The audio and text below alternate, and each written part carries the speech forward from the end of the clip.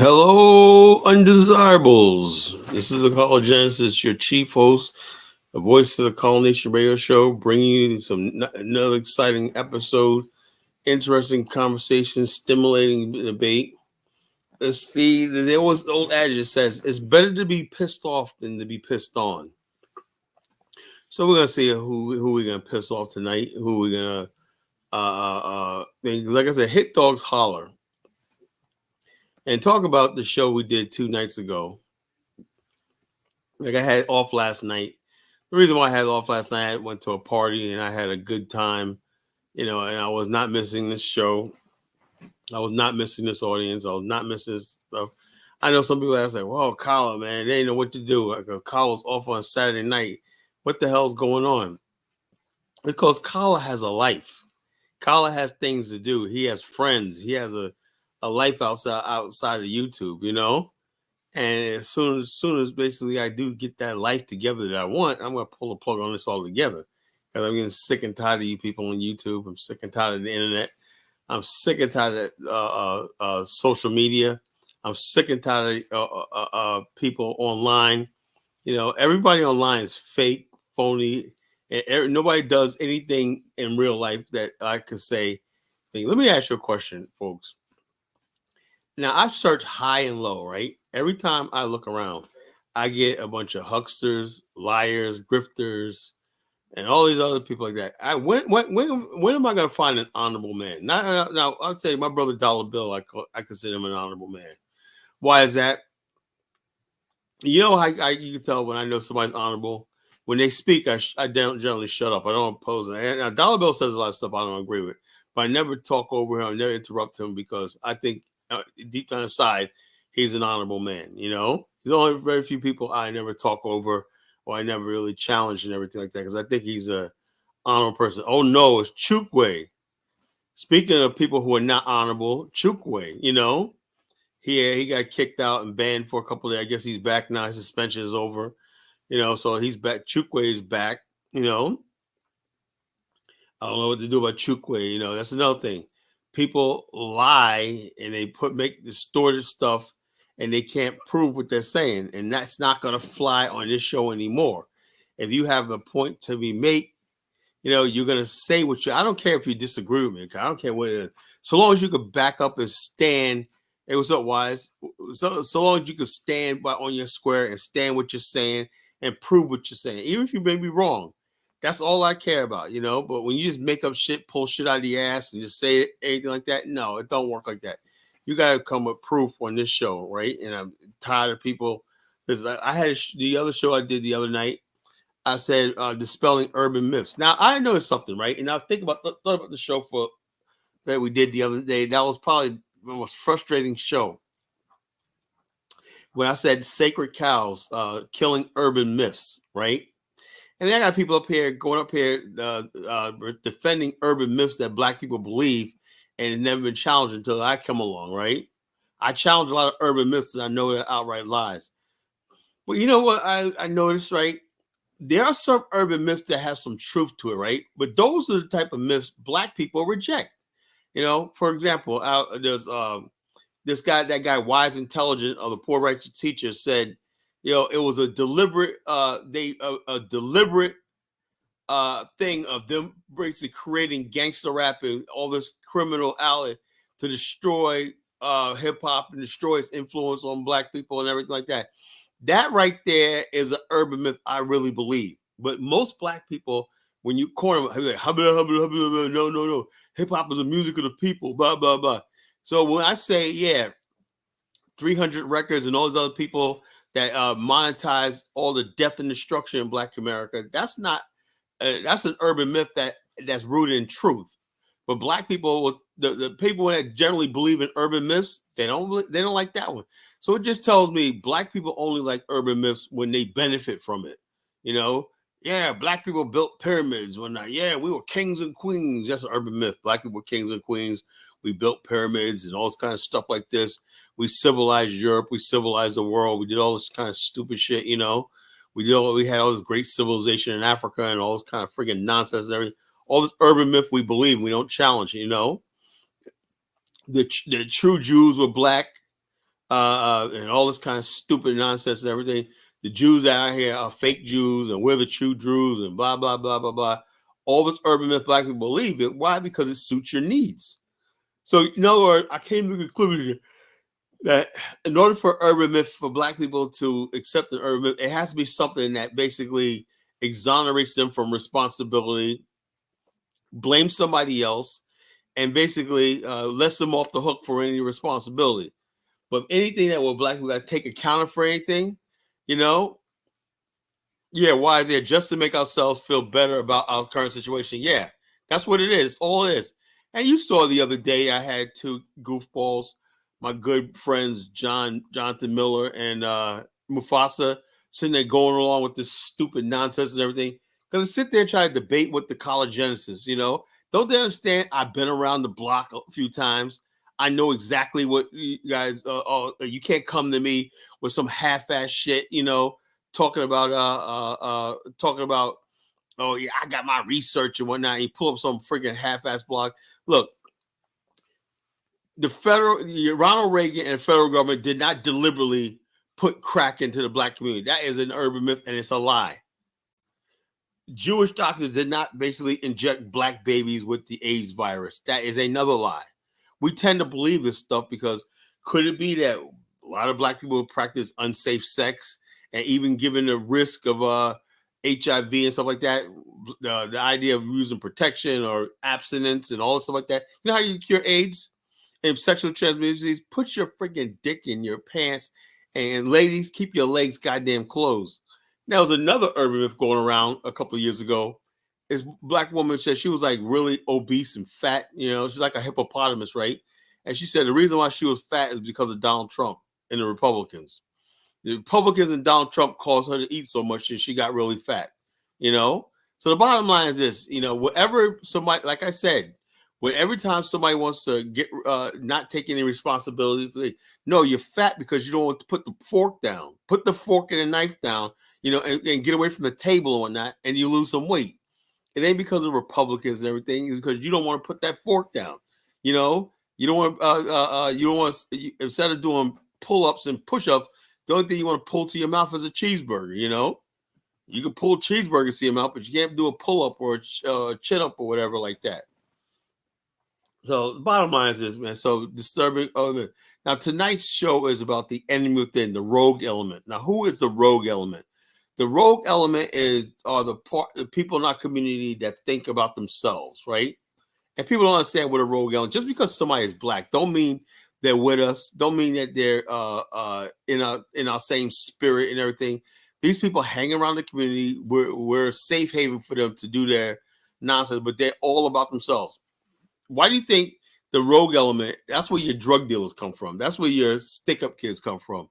That's where your murderers come from. That's where your liars and your deceivers come from, right? That rogue element. You know, they only care about themselves. These are the guys that the pimps, the people like the people that basically parasite and on the black community. When people say, how do people? How could you be a pimp and basically put your you're a black girl, and because he's a rogue element, he don't think about his community. He only thinks about himself. And not everybody every group of people in civilization had a rogue element. But the thing is about them and us is there's some sort of justice or balance. For example, when the Chinese Mao Zedong took over the Chinese Revolution happened, right? But Mao Zedong, right? The first thing they did was round up the rogue element.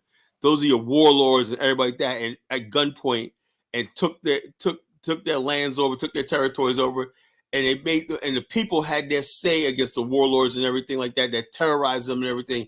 And the people got on Mao Zedong's side because instead of Mao Zedong going with the warlords and letting them compromise, he defeated them, right, and handed them over to the people, and the people executed them. We, the black people in America, the rogue element in our community, works with white supremacy to destroy our community, and we have no. Why would anybody choose to live in a situation where you cannot basically check the rogue element among you? Black America has no immune system or defense against the rogue element in its midst. We have no way of punishing, no way of rewarding people for doing the right thing, you know? How do you do a strong street? Well, yeah, if you want to call in and talk about street starts, you can, you know? You know, I mean, this show's open, man. It's now's the time. If you want to call in and talk about street smarts and stuff like that, you got something to add to it, and I'll definitely build on it. You know, I'll have to do a whole show. You can call in tonight and add what you believe is street smart stuff like that. And I'll gladly add on to it what you're talking about. You know, yeah. People do detect how you got to detect manipulation and counter evil groups in our communities. Like, yeah, there are people that they're not really in our communities, they're around our communities, right? Because Black America is a type of thing. We don't have an immune system for street smarts. You look, you can have street smarts, right, and do the right thing. But I'm saying when you live by the code of the streets, you're only out for yourself. You're an individual. You know, when you out there in the streets and you're doing illegal stuff and everything, you ain't thinking about your betterment of your community. Why do you think these guys could go out there and carjack, rob, do all this kind of stuff like that? And 99% of the people they're hurting are the people that look like them. That's the rogue element. The rogue element doesn't care that the people that he's hurting are his own people. He don't consider them his own people. These are just niggas he's just forced to be around, and he's gonna make the best of everything, you know. But we have this thing when we see the rogue element does get in trouble with the police, we're the first ones to go to protect him, say, "Oh, he's black," and we give him our grace, like, yeah, he only did crime because the racist system and everything. We were able to point to the racist system to have that person take account or responsibility for his own actions and everything. That's what I'm talking about tonight, folks. The rogue element. And then you got people who will defend the rogue element in our community. You know, they defend it, saying, "Oh yeah, well, Kamala, man, they're always with their whataboutism. What about the white? I don't give a fuck about nobody else. I'm talking about our community, our people, and the people around us. So I don't give a damn about if there's rogue elements in every other community and everything. That's fine. Other people seem like they have the ability to deal with it. You know, there's always going to be a rogue element in every society and everything like that. The Chinese basically had the warlords, and they had the Chinese. It was Chinese people that Chinese warlords and Chinese merchants that actually bought the heroin and the opium and gave it to their own people, you know. And you know what's the dangerous part about it is those Chinese were very, very culturally Chinese. You know, they were part of the triads and everything like that. You couldn't tell them they were Chinese. They believe in the same heaven, humanity, earth, all the things that makes you a Chinese to them. But the bottom line is they were not in the spirit of the Chinese, which is every people have to be, the spirit of every group of people have to be righteous and good. If you're not doing righteousness and good, it does not matter. Then you're doing evil. You're the enemy within. You are the rogue element. You cannot basically just come around the community and speak out talking points and talk about our arguments, and you're about destruction in our culture, you know?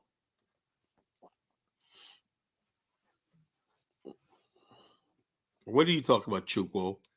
At an early age, conscious American guilt. That's some. Like I said, the rogue element is only a sum of the people. It's not the community itself.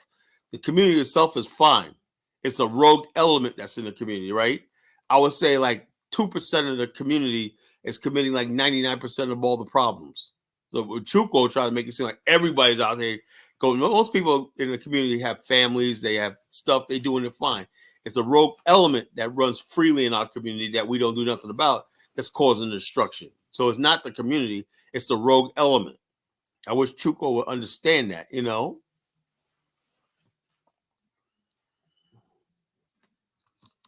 Now, I just got to say, didn't I just got to saying this?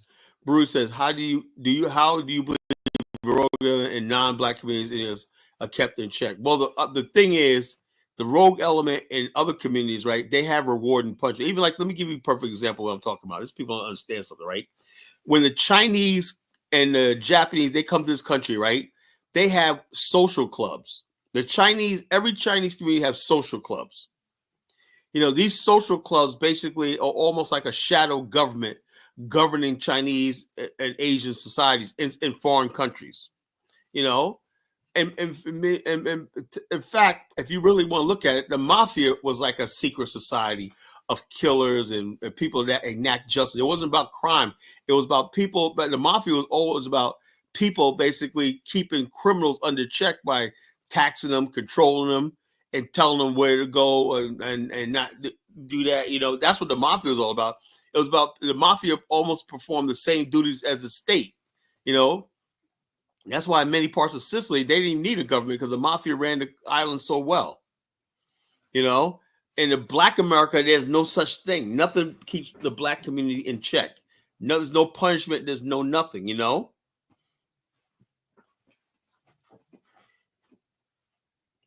MP said, we're the only people living with the people. We've never been alone. The bottom line is this: there's no balance in Black America, right? So in other words, basically the only punishment is the law in our community. And if the law doesn't give a fuck about our community, how is it that it's going to make sure that the rogue element doesn't the law basically in the power structure only cares about Black people being political. So if they can go to the rogue element, let me perfect example I'm talking about. The FBI and J. Edgar Hoover, they let the criminal element in the Black America grow. Why? Because they feared Marcus Garvey and they feared the Black nationalist movement so bad. The Black nationalist movement is the number one target of all this, right? Because the rogue element, right? And the rogue element, a perfect example of what I'm talking about is this. In the 1970s, right? The United States government and the society were literally terrified of the Black nationalist movement, right? They were terrified of the Black militancy and all stuff like this. So what they did, they came up with a new strategy, right? They said, look, the Black America needs new heroes to follow, right? And so the movie Superfly came out. We start seeing gangsters and heroin deals and pimps and all these people become glorified and deified in Black America, you know? Audrey, I'm not playing tonight. Don't come on my show talking smack or you're going to be gone, you know? Don't come on my show talking smack. If you can't say anything intelligent, whatever like that, you will be gone. I'm just giving you one more. That's your last warning. One more time and you're gone. One more time and you're gone. You want to sound stupid and ignorant and stuff like that? Go on after Dumbass's channel. Right? I don't need it here. I don't need no smart comments and everything. You're not going to contribute to the intelligent construction. Everybody in the comment section has been intelligent, whatever like that. Here comes Audrey with a stupid ass comment, you know? Not tonight. Not tonight. I'm not putting up with it anymore. So anyway, they come up with the idea and say, let's make the rogue element the heroes in the Black community. That's why the movie Superfly came out, right? And right away, the kids stopped looking at images like the Black Panthers or Malcolm X and everything like that. They start looking at the pimps and the pushers and stuff like that as the hero, you know, the rogue element. You know, the guy that does his own thing, you know, the rogue element. It doesn't matter about the community anymore. He can live in the ghetto and whatnot, and he got stacks of money that he's counting up and whatnot while he's basically hooking his brother on dope and everything. You know, that's the rogue element. There was a movie out, Snoop Dogg did called Story of Jimmy Bones, something like that. It's basically something what I'm talking about. And he said, they said, yeah, we make a lot of money selling this stuff to fools. And he said, look, I'm not going to sell you your dope. He goes, those fools, those are my people. So in other words, he rejected being a rogue element, even though he was a gangster or whatever like that. He said he didn't want to sell dope to his own people. He goes, those are his people. So he didn't want to go there. And so they killed him, right? In that hotel and everything. They killed him. And they basically used the rest of his organization to start distributing drugs in the community. It was a really deep movie, that movie, Jimmy Bones, you know, with Snoop Dogg. You know, it's very deep. You know, people don't read into stuff like that, you know. But there's always been a rogue element in our community, you know. The people who basically hang in our community, they don't have anything. It's why I think the rogue element, they don't think nothing about bringing heroin or crack cocaine and cooking up and selling. I mean, they don't care, you know, because they know all you're going to do is make up some bullshit about the CIA and all this kind of stuff like that. They know that. They know that. They know that you're going to go out there and defend them and say, no, it was Ronald Reagan and blah, blah, blah, blah, blah, blah, because the rogue element knows they got freaking weak ass black men out here, coward black men who are afraid to confront them. But there's somebody out here Somebody out here who's not afraid of them. Somebody out here that'll tell it like it is. And that's Carl Genesis. Carl Genesis is the bravest black man on the face of the earth. I tell it like it is. I don't give a damn who doesn't like me. I don't give a damn who doesn't listen to my show. I don't give a damn if you hate me. I'm going to tell it like it is. If you don't like what I'm saying, you can go to hell. As simple as that. Because I'm here to tell it like it is. So, like I said, with the rogue element, I'm putting people on notice, right? Putting people on notice. We got a lot of people that are thieving, robbing, thieving, deceiving our community and everything like that for their own personal gain, and I'm fed up with it. If I'm gonna go out, I'm gonna go down. I'm gonna go down fighting. Trust me, I'm gonna go down fighting. I am not playing games anymore with anybody. Anybody want to smoke, they can have it. I'll give it to them. So this is what we're talking about tonight, right? The rogue element, the rogue element. As long as we got the rogue element in our community, we're never going to get any place, And now that we're always going to have a rogue, but we got to have to find. And the idea that I said, when I said we need an African, we need a nation state, one of the reasons I'm talking about? It ain't just to go to fucking dusty ass, dirty Africa. It's to start off new from the top to the bottom, that we could build a new world where we have justice. We can implement justice. You cannot have justice without strength, without power. We have to have power. Like I said, you got the power stone and everything. If we don't have power, right? If you don't have laws and the rule of law on your side and everything, you don't have reward and punishment on your side, you really have nothing, So we said, why wasn't a black community? Look, how can you? I don't even think it was COINTELPRO. To tell you the truth, I don't really believe it was COINTELPRO. People say COINTELPRO. I just believe Black America was just so broken and so like that the community was just falling apart, and it was just vulnerable anyway. You cannot you cannot have a community, right, without laws, without punishment. So what the hell was the community going to do against all the stuff like that? Nothing. We didn't control the police. We didn't control the courts. So it wasn't COINTELPRO. It was COINNEGRO Pro. It was COINNEGRO Pro. It was basically being we just basically in the 70s, we just gave up the idea of a nation state or independence, because we understood one thing: the white man is never going to be able to govern our community. He's never going to be able to provide for us. They're going to never protect us. Not only that, protect us from the racists that people please, but protect us from ourselves. That's the one thing a society does. It not only protects you from outside enemies, but it also protects you from the enemy within.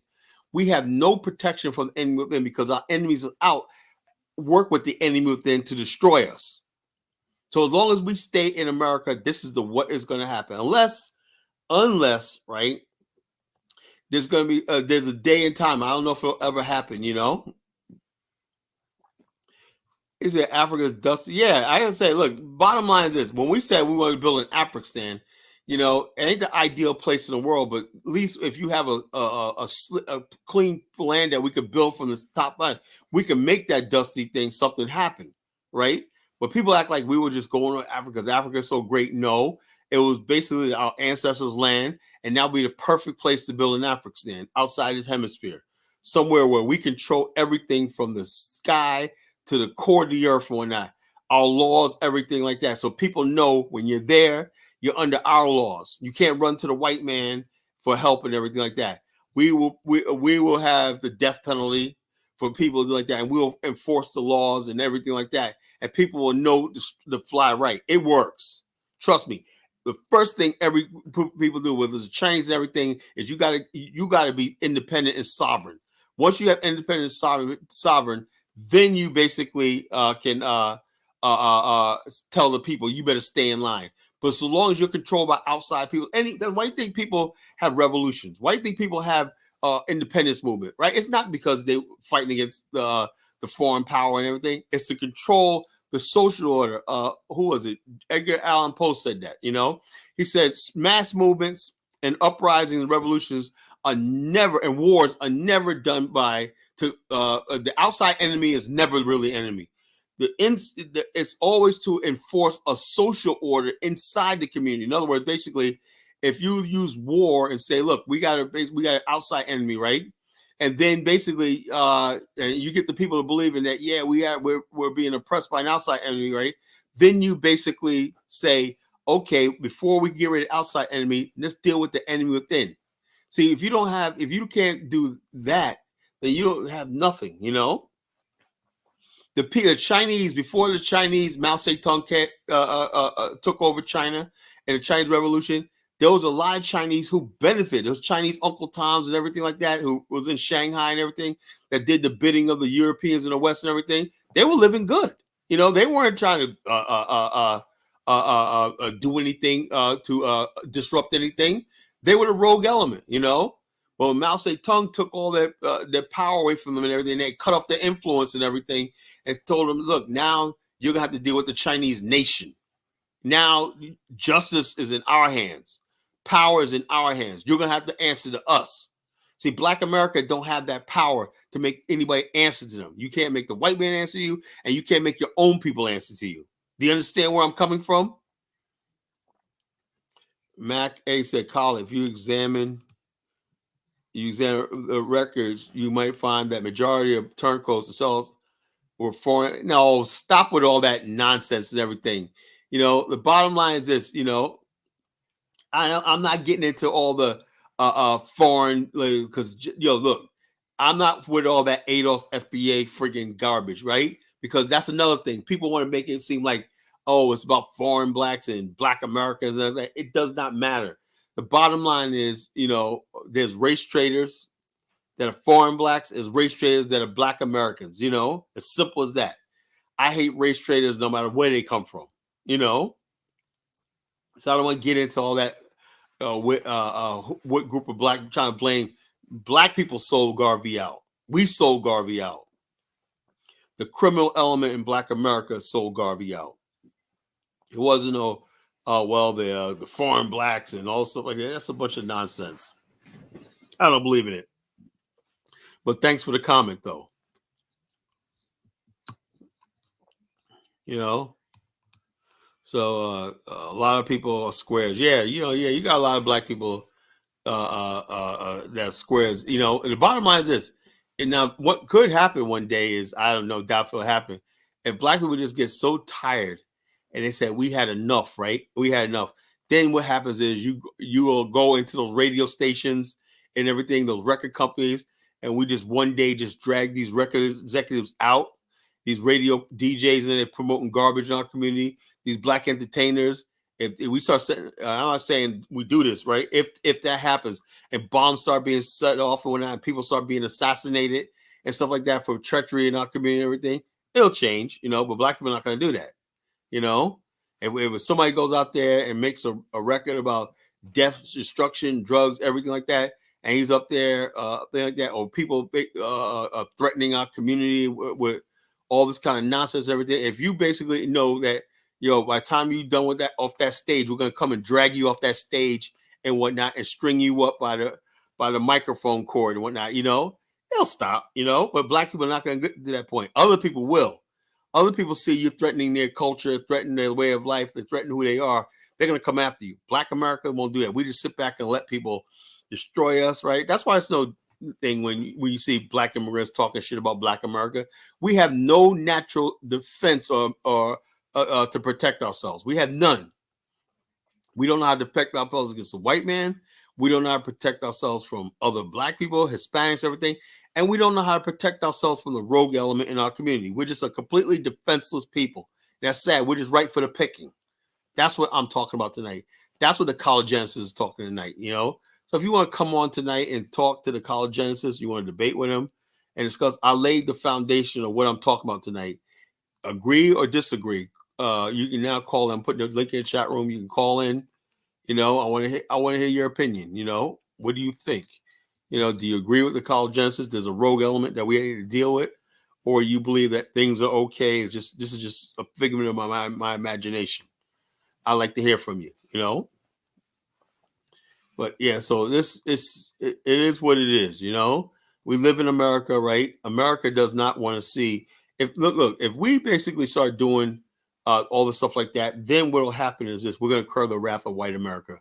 White America is not going to. Okay, let me give you a perfect example of what I'm talking about. back in the days, Huey Newton and Black Panther Party used to patrol the streets and whatnot, and they used to shake down drug dealers and kept them under control by taxing them and stuff like that. Now you would think the police, right, would say, you know something, I don't like the Black Panther Party, but they freaking open up school kitchens, soup kitchens for people. They're directing traffic. They're doing all these things. They were the good kids. They were kids that just wanted some sort of order in their community. And they basically cleaned out the community of drugs and everything. But the bottom line is this: they didn't go after the criminal element, right? Right? They went after the Black Panther Party. Now, what does that tell you? That tells you the white man saying, as long as you live in his country, his civilization society, the criminals and everything like that is going to be exalted. Why do you think now the rappers who talk about crime and murder and everything are given multi-million-dollar contracts? But all the rappers that talked about loving Black women and the community, 5% stuff, never made it. Rappers like J. Rue the Damager, career didn't take off. All this stuff like that never took off. Why is it the white man made sure that the rappers that basically I talk about even rappers like the Lyricist Lounge, like Mos Def and all these other people, how come they didn't blow up like friggin' Snoop Dogg and all these other people like Biggie Smalls and Puff Daddy and stuff like that? Why? Because a white man controls what goes out there and everything. We think people are blown up because of their talent. No, it's going up because there was a hip hop culture and there was a hip hop industry. The hip hop industry was not the hip hop culture. The industry basically was the sign on the dotted line, the MTV, BET, the Grammys and all the stuff like this, mass distribution, selling out arenas and blah, blah, blah, the commercial aspects of it. When the white man controls that element of hip hop, he's not trying to hear what's edifying for the community and everything. He wants to hear what's going to sell. And what sells in the suburbs is Black pathology and Black destruction. That's why you got people now like Chukwu who believes all this stuff that he sees online is actually Black America. It's not. It's what they put out there as far as Black America. The real Black America is going to one day stand up. You're going to know who we are one day. All the stuff they've been putting you in the mainstream media is not us. So Mac says we need to reach a clan system. Our people have the ability to do what they will without social consequences.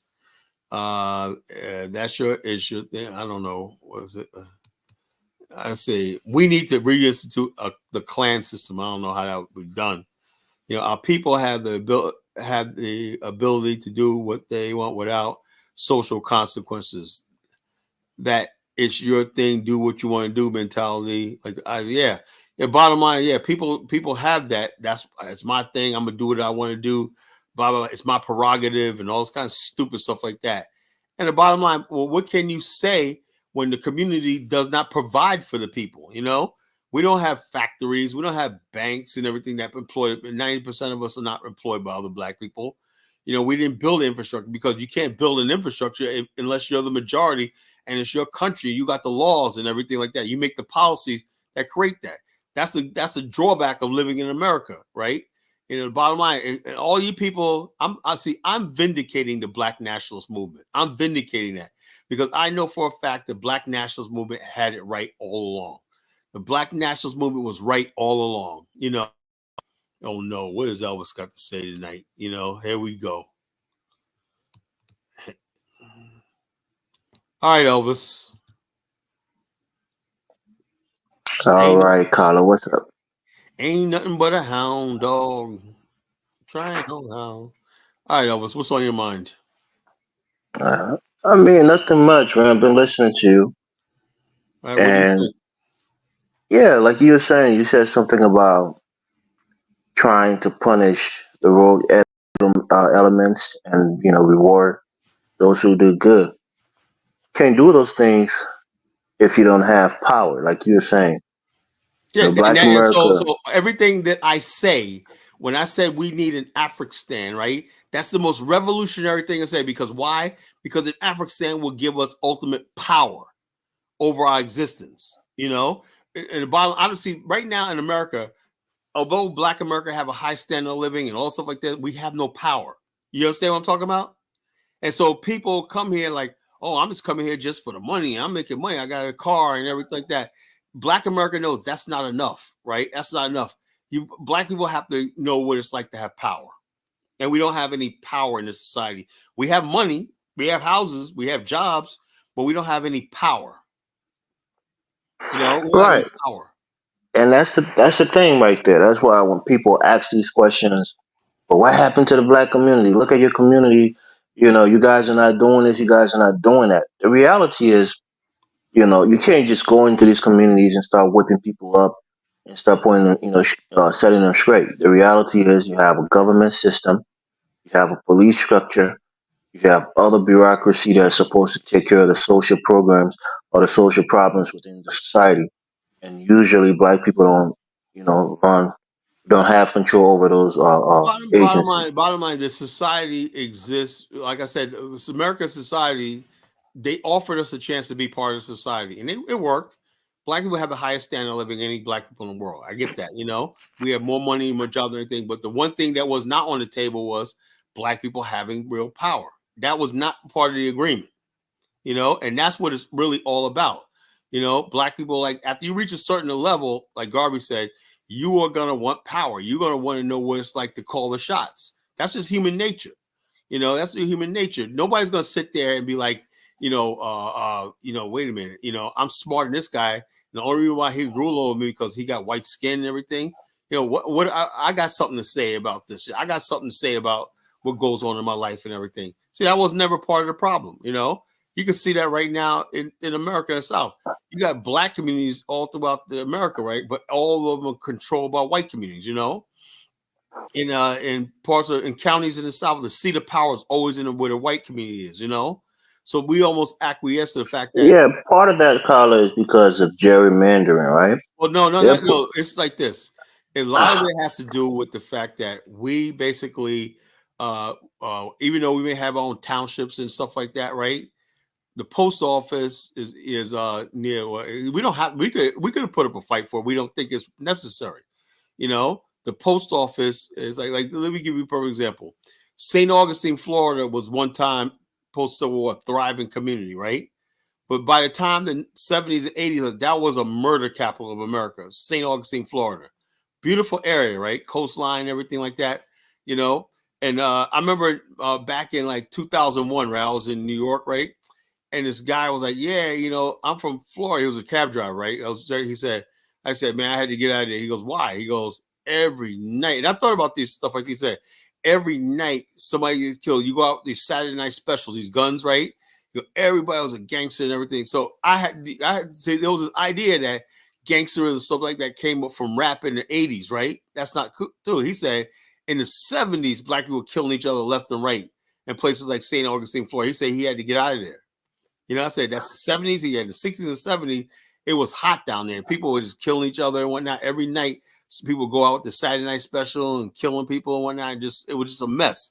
So St. Augustine, Florida, what they did was they built a highway right through the area, right? And deliberately cut the whole area off and economically starved it of resources and everything. Deliberately. We don't have no power over where the you railways go. know, somebody said, Africa is blessed with resources and cursed with leadership. Well, And I think people like say that, but I'm saying if you have resources, but if you don't have no use for them, they're useless. that's what I'm saying. I want to draw some parallels to it, right, with Black America, African Americans, because like you were saying, you guys have resources, you have money, you have jobs, you have homes, you have equities and things like that. But the leadership within the community is lacking because if you're saying that people don't want to be police officers in mostly black neighborhoods, they don't want to be the Oh, well, I tell you, postman. look at Norfolk, Virginia, right? Norfolk, Virginia is by every stretch of the imagination a black city, right? But guess what? The police department, the sheriff's department, no. Norfolk Police Department is white, redneck, freaking racist as hell. It's more racist than Virginia Beach, which is a predominantly white city. You know, and so the And bottom why line do you is think that is? They have the because power to put more black cops on the people force. basically when they basically come together and build a community, right? This is what they do. I said this many times on the show, if you guys listen. I said the black political class is what? He's out for who? He's out Go for ahead. who? Go ahead, Tyler. This is not a. The black political class is only out for itself, right? So if the white people, like, say this happened in Miami, happened every place, right? Black people, do you know Miami used to be a black city, Overtown? Overtown was actually a black town, you know? And then they built the city of Miami around it, and Overtown never developed. It used to be had nice cities, nice streets, and everything like that. When the city became incorporated into a city, in order for it to become a city, right, the black community had to agree to it. You know, people voted to become part of this new thing called Miami. Same thing happened in Norfolk. Same thing happened in Portsmouth, right? But the bottom line is this: what happened instead of black people building their own infrastructure, right, and becoming its own city and everything like that, we want to become part of Norfolk and everything like that. And the So bottom then, do line, you agree? Do you agree with that sentence or that phrase? Blessed with resources, cursed with leadership. yeah, but we don't have any leadership. You know, we don't have any That's the leadership. point. So you curse with leadership because when you say curse with leadership, it means that you have poor leadership. You can't seem to get it right when it comes to your leaders. You know, your leaders always do the wrong thing against the interests of the Black people. America. Marcus Garvey said that Black America, when he toured America, he said the biggest problem in the Black community in America was leadership. You know, leadership in the community don't give a damn about the community. They have as much love for the community as the devil has for holy water. That's what Garvey said. He Right. said, So that's the problem then. and It's not so, the so the white bottom, man. and then when you talk about tell these leaders, is the scapegoat is, oh yeah, racism, white supremacy. Now the black leaders, look at Maxine Waters. She runs a poorest district in this country, right? But what is she babbling with her bald head under that wig talking about? She's talking about we gotta get Trump, you know, impeach 45 and everything. They got low hanging fruit called Donald Trump, and they're going for it because focusing on Donald Trump means What that can Carla? What can Maxine Water do as a congresswoman to change the hold on, lives of the people? bottom line is this. Bottom line is this: Maxine Waters, her district, right, is black, right? But the people who vote for her, she does the bidding of the Hispanics. Those are the people who really put her in power. The Hispanics and all the. Regardless, Carla, you know that she doesn't elect the mayors. She doesn't Well, hold on, elect I the know, but police I'm saying, chiefs. That's what I'm saying. So the the congressman, actual running okay, of the city has nothing to do with her. your congressman, your congressman. This is how it works here in America. I mean, your congressman is responsible for bringing federal dollars. A congressman, not even senator. Your congressman is directly responsible for earmark. If there's anything that got to come back to, like Newt Gingrich, right? His district when he was in Congress, but in Georgia, was well taken care of. They got Lockerbie Martin government contracts, everything. So Lockheed Congressman, Martin. Lockheed Martin, whatever it's called, you know, in Alabama, you know, John Cashin, one of you know, that was in Nigeria. You know, he'll tell you about that because he goes down there in what's that part of Alabama? I forgot. I can't think off the top of my head. What, Tuscaloosa? No. What's that one part of Alabama? It's in the north. Birmingham? Birmingham, yeah, Birmingham. He says down there, you know, a lot of people work for Lockheed Martin and stuff like that. You know, who got that there? People like the Congress, Yeah, you're talking about the Speaker of the House, yeah, Gingrich, it's a which is part of a powerful Georgia. It's also position. Georgia and Alabama got those things. But I'm saying is this: black politicians, right? If they knew how to lobby and play the game, do this. Look at all the years Charlie Rangel was in Harlem. Carla, Who's black Harlem guy? politicians are a minority in the No, House. no. The black politician Raphael Warnock, right? He's a deciding vote in the Senate, right? He could say, if I don't get X, Y, and Z, Chuck Schumer, I'm gonna vote with the Republicans. That would change everything. Same thing with the Not true. congressional. He's not even a deciding vote. No. Christians, Yes, hold he on, is. hold on, Hold on. hold Now, on, the hold on, inflation. Carla, hold on, hold on, hold The on, hold on, hold on. Inflation Reduction Act passed by a tie-breaking vote with Kamala Harris. What are you talking about? You know. That's why I said hold on.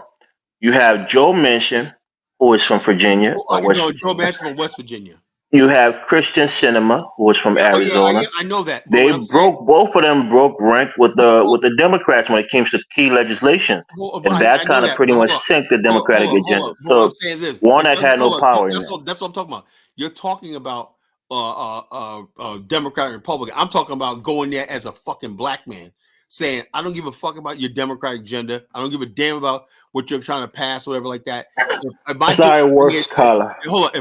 if my district don't get X, Y, and Z, guess what? I'm gonna abstain from voting, or I'm not gonna vote. I'm gonna vote someplace else. Yeah, Guess that's not what? how it Things works. change. What? That's not how it works. How? Well, why is it not working? That's called a filibuster. That's how it works. You don't filibuster against your own party. Look, there is no hold up. This is what I'm talking about. There is not our own party. The Democrat Party does not represent Black America. That's the problem. You're only proving what I'm saying right here. The Democrat Party is You not Black think America. politics should be based on race? No, I think politics should be based on constitutionally. No, it should be based on ideology. Hold up, can you tell me what party the Hispanics belong to? They basically fluctuate between Democrat or whoever's on the table. Right, that's because they're not based on race. The things that they believe is in their best interest. Bottom line is this: that's where to go. Black people vote Democrat no matter what the policy is or whatever. That's not true. Not all Black people vote Democrat. There's a sizable minority that vote Republican. But the bottom line is, Black politicians go vote for whoever the Democrats is. Elijah Cummings, right? Donald Trump said, "Let me meet with you to talk about jobs and opportunity." This guy wouldn't even meet with Trump. Even like this. There's a guy here called Business Time who says, of course, it should be based on race. If politics was based on race, Black people lose every time. Well, no, Black people could be the deciding vote. You only for about 14% of the population. When it comes to the actual, hold on. When it comes to the actual voting population, you're even less than that. Hold up, Black people are going to be the ones deciding this election in November. If Black people don't turn out, if Black people don't turn out for Kamala, she's going to lose. How about that? Whatever you say, she has to get a strong turnout of Black people, and she needs to get 99% of that Black vote. Oh, okay. Whatever. That's what it is. That's the truth. Yeah, that's what I said. It doesn't matter to me. Whatever you say, that's the truth. What if she wins or not? Doesn't matter. Hold up. Bottom line is, you got Barack Obama out here. This jackass telling Black men, that I'm disappointed in the brothers because we're not supporting so-called Kamala. Who the fuck is Kamala? I don't give a shit about Kamala. Yeah, and I am too, and I second Obama's sentiments because we've been on these platforms and we've heard stupid. Hold on, Kyle. Hold on. Let me finish my sentence. One, let me finish my sentence. You're not African American, right? So you don't understand what I'm talking about. We don't. What do you mean? Hold on. We don't owe the Democrats, Kamala, anybody anything. We don't owe them anything. Yeah, sure. You don't owe them anything. So, but like I said, I've been on these platforms. Why would anybody approach us with this nonsense about you need to tell us where we need to vote for? Just how Obama has the right to say what he wants to say, and I have the right to say what I want to say. Is, if Obama really knew what Black men are, he don't make times they get the gauge of the community, right? He knows that Black people right now are not really happy with him. The Democrats, anything, but that doesn't matter. He just like, y'all showed up for me when not the brothers and when don't go brother and me. This is politics. Now Donald Trump would have said that's what. Listen, Colin, listen. What Obama is saying is what I said before, right? What? If stupid Black men like on most of these platforms come on the platform and say, "I can't let no woman lead me," I have never. She's not Black American. I have never heard that. Right? I got in an argument. Hold on, Kyler. Hold on. I got in an argument with Sim Police. He was saying something stupid like that. I don't care about what these guys are threatened by women, especially women of color, Black women. When they're in a position of power, they're threatened by them. So you guys want to vote for Trump? Vote for Trump. You're going to lose. Look, you're going to lose again, and that's going to even make you less significant than ever. Nobody's going to care about you, bro. Bottom line, it's going to be. It's not even. Black women have left Black men behind. On the political landscape, on the financial landscape, you guys have become insignificant. So what Obama was telling you is true. It really doesn't matter, but the bottom line is she ain't getting a vote. So yeah, sure. Then don't vote for her. Go vote for Trump. I guess Trump is in your best interest. Go vote for him. G said, I have never heard anybody. Every time I talk about people why they don't like Kamala, that's what I just said. I said I said on these platforms. I didn't say on your platform. I said on these platforms. On Donald's platform, we had a conversation with Sim Police, who said he can never let a woman lead him. That's what he said. And a lot of Black men share that sentiment. Hold on. What Black men share sentiment? That they don't want to be led Oh by a yeah, woman. you're lying because I've never heard anybody say that. I'm I telling only you it, came. Carla. Wait, don't On you think these I only came YouTube across it? channels, a lot of these Hold guys up, say look, they're look, not going to look. be Most led by black any men woman. tell me, most black men tell me they will vote for Tulsi Gabbard in a heartbeat because they like her, they like her style. They'll You vote for know. Tulsi Gabbard. And Really? so the bottom line is they don't like Kamala. You know, that's all it is. They don't like No, Kamala and they yeah. like Hillary. You know. Bro, November 4th is almost here. We'll see if she wins or lose. She's not gonna win, All bro. So right. get that at the end. Yeah. She's not gonna win. Whatever you said, You know. we'll just wait until She's then. not gonna win. She's not gonna win. And that last election was freaking stolen. You know, that Yeah, last yeah, election yeah. was stolen. And the Yeah, bottom yeah. line is the same Democrats, right, who still won't concede that George Bush won in 2020, still going around talking about Al Gore won and now they want to lock anybody up that questions this last election. It's bullshit. You Yeah, know? Al Gore literally won that election. But Oh, okay.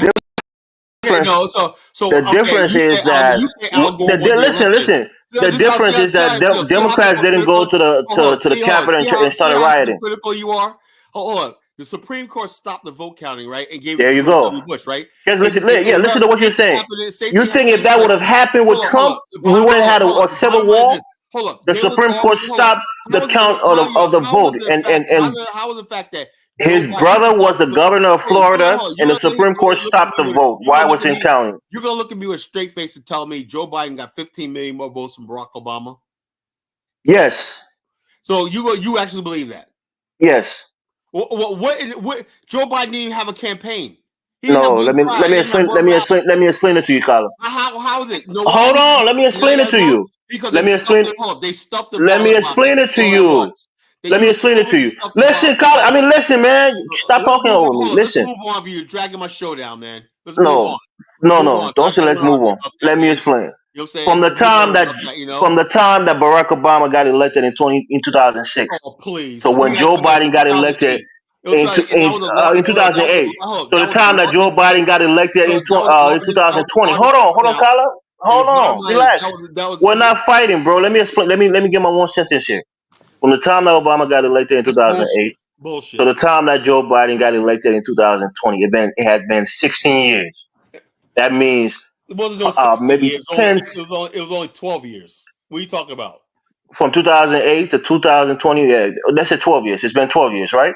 Right? It's been 12 years. So what are you So talking about? tens of millions of people have become No, eligible that's not to true. vote. That's not true. How can you say that's not true? Had it been less people being eligible to vote in the last 12 More people. years? If you look at all the ballots counted, there's more people that voted than actually registered to vote. How did that? No one's talking about that. That's not true, Carla. That's a You know what I'm saying? conspiracy theory. It ain't The conspiracy theory. Republicans themselves said the election was Hey, fair look, and they I ain't gonna look. certified the election. I'm not still. I So still I don't know believe. why you find it hard to believe. There will be more people voting this election for Kamala than voted for elections Biden decided by a because there bank. have been more Hold people up, in the last 4 years that was added to the electorate. Yo, check this out. How are they still counting ballots 3 days after the freaking election? And where did these ballots come from? Yeah, there are million ballots. Oh, Do mail-in ballots. you know Okay, about yeah. that? Mail-in ballots. Okay, yeah. They That's what count I'm saying. the ballots on the day of Because of elections people like you, first. Elvis, Those people who vote in person, I their know how they ballots are do. counted Look, first, and I then know how million they do it. ballots are The reason counted why this afterwards. is okay to you And there because was more hold million up. ballots in the 2020 election due to COVID. Check this out. This is how they do in the third world. But I resent the fact that this country is turning into a third world country, which is nonsense. It's not a third world country, Colin. That's It's what they do in not. the third world. When It's not. You're a mega. You're a mega maggot I'm not a who maggot. is caping for a guy that hates you. Oh, but hold up. But the That's what bottom you line, are. You're the caping for bottom guys line is that this. hate The bottom black line people is and hate you. I am not gonna let people on my watch destroy this country, right? Because the bottom line is this: in the Soviet Union, right? That's what they do. They prosecute people they disagree with and everything. They find charges. In America, they prosecute people who try to subvert the elections, You man. get rid of That's what they somebody, do. you don't get They rid of them prosecute people like who a try prostitute. to have an insurrection on the capital of the country. That's what they do. You go after you like Alvin Bragg gets elected and says the first thing he's gonna do is go after Donald Trump. No, don't clean up crime in New York City. Don't go after the gangs. Don't nothing. I'm gonna go after Donald Trump. You know, that's a third world. 37 counts guilty. You know what I'm saying? The bottom line is He also made a vow to go after criminals, black criminals, Hispanic criminals, white criminals. He went after all of them. He was just saying that Donald Trump is not above the law, and he's not. Look, the reason why you like it because it's just like the shithole you come from. You know, that's the Yeah, shit that you do over you there. always go back to that, and I don't even care. It It is the doesn't truth bother though. me, You know Carla. I'm telling the truth. You're a You like MAGA hold up. maggot, Look, yo, and you're just you mad like that that Trump screw. lost in 2020. It's not going to help you this election because Donald Trump's going to win. You know, Right, big sure. I'm bottom sure you said the same thing in 2020. He got his I'm ass saying whooped. no. I know 2020 they use Got his COVID to ass figure whooped in stuff about. 2020. Hold on, they Prior don't got Biden, COVID. and he Look, still they don't wasn't have look. president. They don't Joe have Biden was COVID. president. Look, they don't have the ballot harvesting, and they don't got COVID anymore. The Valid. Democrats don't Listen to work you, better than Carla. COVID. And Valid it's all harvest. said, when it's all said and done this time, you're gonna see what's the result is. Trust me, you ain't gonna have all these votes coming in the last Whatever you minute. say, Carla. We'll wait till Okay. November 5th. About, yeah, you got so stupid. You guys really think you're gonna win because most of these Democrats are not even show up to vote this time. Whatever you say, Not even Carla. show up I to vote. mean, I'm not going to argue with You you. guys The are led to day believe. You guys so election is going stupid. to happen Hold on on. the 5th You're or led on to the believe 4th, that you got this in the and we bag. will see who Hold wins. on, you're led to believe you got this in the bag. Like, look No, to I me, don't believe that. It's I the was just electoral college. I was I just don't believe down. that it's in the I bag. was just down in North Carolina today, right?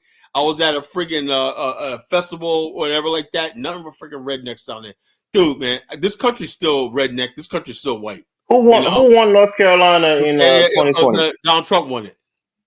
Okay, So the bottom line, let's see who wins. Let's see who wins he's gonna take this Virginia this election. time too. He's gonna take Virginia this time too. Nobody's playing Whatever with you say, Carla. I'm not you arguing with know. you. So the bottom line is so look, Pennsylvania, forget about it. Michigan, he's killing her in Michigan and Wisconsin, and Poland, So bottom line, she has no path to victory, So you guys just go ahead, just sit there and think she's gonna win. You're gonna be real heartbroken. It's about Hillary.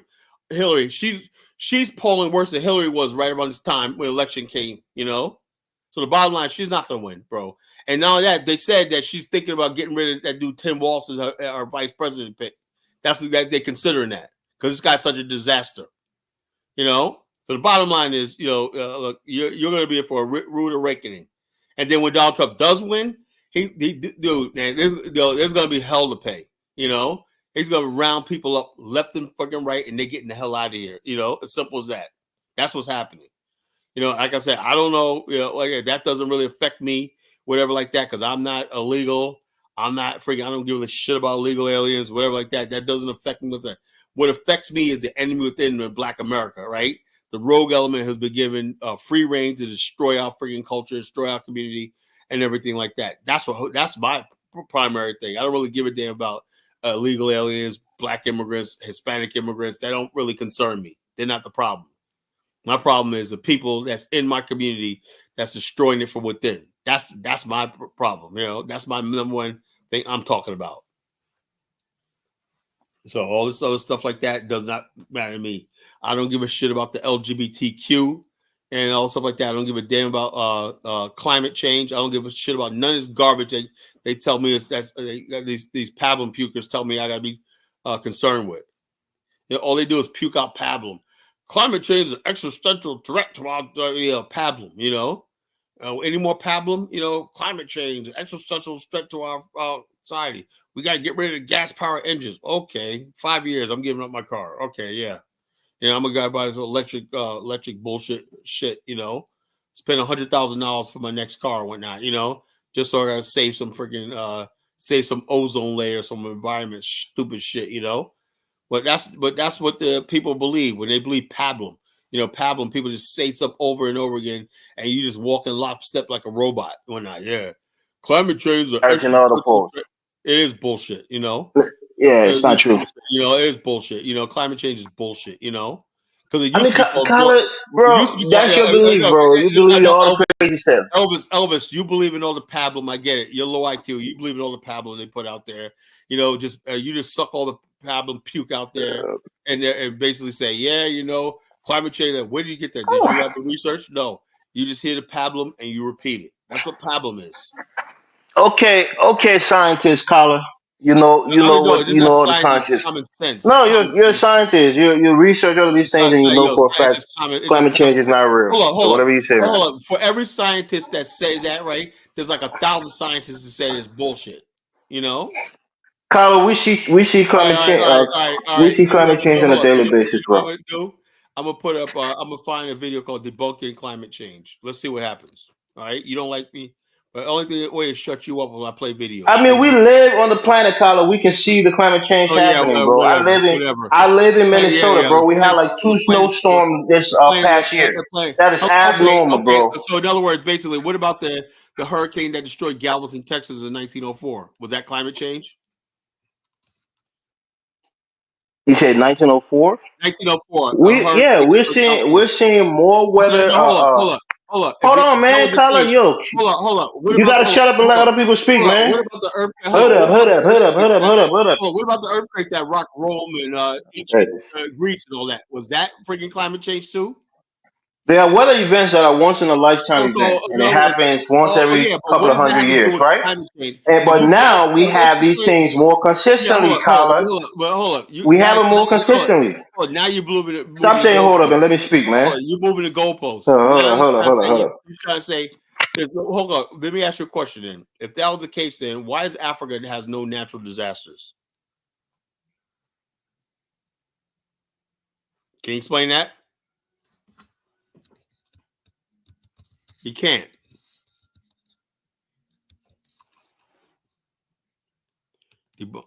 Africa has no natural disasters out of all the freaking continents and whatnot.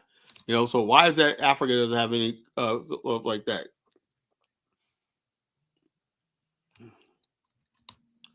Let's see what this guy got to say.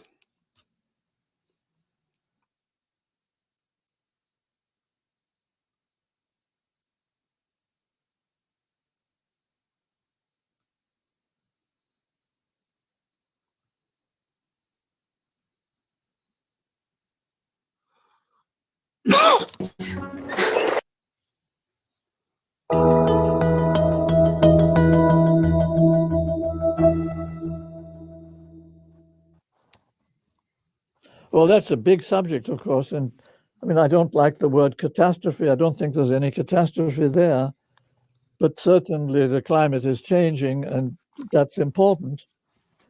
It's always been changing. There's never been a time when the climate stayed put for any length of time. And so I would say all the evidence we have is that we're having some effect on the climate.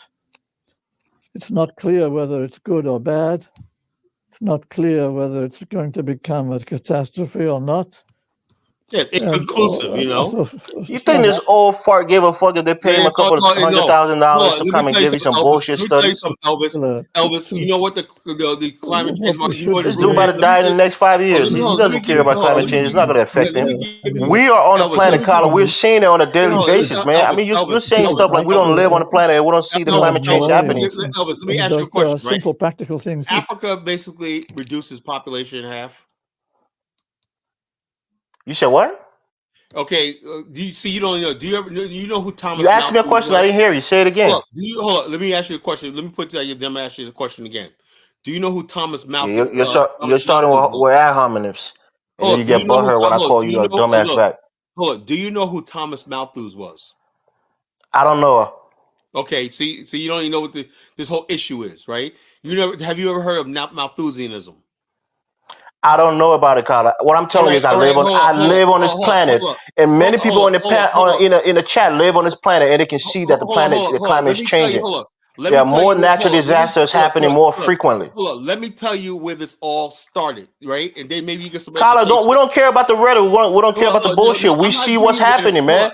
I'm not giving you no rhetoric. I'm telling you. I'm gonna show you. Look, put a poll in the chat. Ask the people. If you believe climate change is real, put 1. If you think it's a hoax, put 2 in the chat. I'm not talking about me. I'm telling you, we live on a planet. We don't care about any kind of fake scientist who's coming here to give you some shit that your eyes are seeing, but they're telling you your eyes are lying to you. We see it on a daily, on a yearly basis. You don't see shit. We see it, Colin. We see it. Hold on. You look at the Earth from outer space. We live on a planet. We see it. I say, yeah, but the bottom line is, hold up. You said you go to Liberia. In the last 20 years, the sea erosion in Liberia has been. It's been. I gotta get him off my show. You're not gonna talk over me. That's not gonna happen. That's not gonna happen.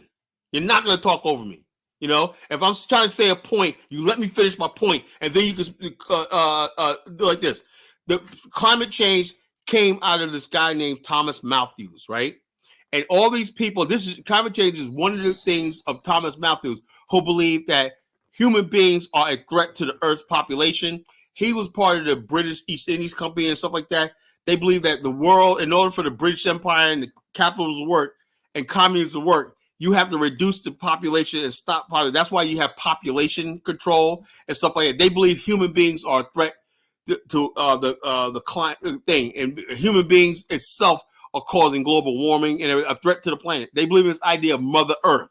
You know, the Earth is a mother, and that humanity is like a disease on the Earth. I don't believe in that. You know, so therefore, these people basically are what we call secular humanists. They believe that the human race, there's no God, that we're basically on this earth and we're basically destroying the planet. So we have to reduce our numbers and everything to save the environment. These conservationists, all these other people are more dangerous than when you think it is. They basically don't believe, they really believe that Africans especially, right, are useless, what they call useless eaters, that we got to reduce population. Why do you think Bill Gates and Lyndon Gates said they was hoping that COVID was going to wipe the whole population of Africa out? They basically have tried for many years. They even did experiments in Liberia in the 70s, right? Where they used chimpanzees, right? On population control, Ebola. These are all man-made stuff. So the bottom line, the same people who talk about climate change are the ones that's trying to use all kinds of biological warfare and stuff like that to wipe the friggin' planet out. That's what you're dealing with. So you guys sit there, oh, the climate existential. No, that's their excuse. Bill Gates and all these people, when they had the lockdown, they said the earth is so much cleaner because everybody's inside and everything like that. All this kind of nonsense, everything, because they said COVID-19 worked. Consider Fauci and Bill Gates considered COVID a success because they said it saved the planet. This is sick. You're going to basically destroy humanity to save a goddamn planet. That's a lie. I'm not going to sit here and allow that to be spewed on my platform. It's a lie. You know, climate change is about genocide. That's what it's about. It has nothing to do with a thing, you know. And Carl's not a coward. I'll let you hear now. You don't know who Thomas Malthus was. You don't know who that was. And so you're gonna get up here and tell me just listen to the pablum you've been saying. You don't know where this came from.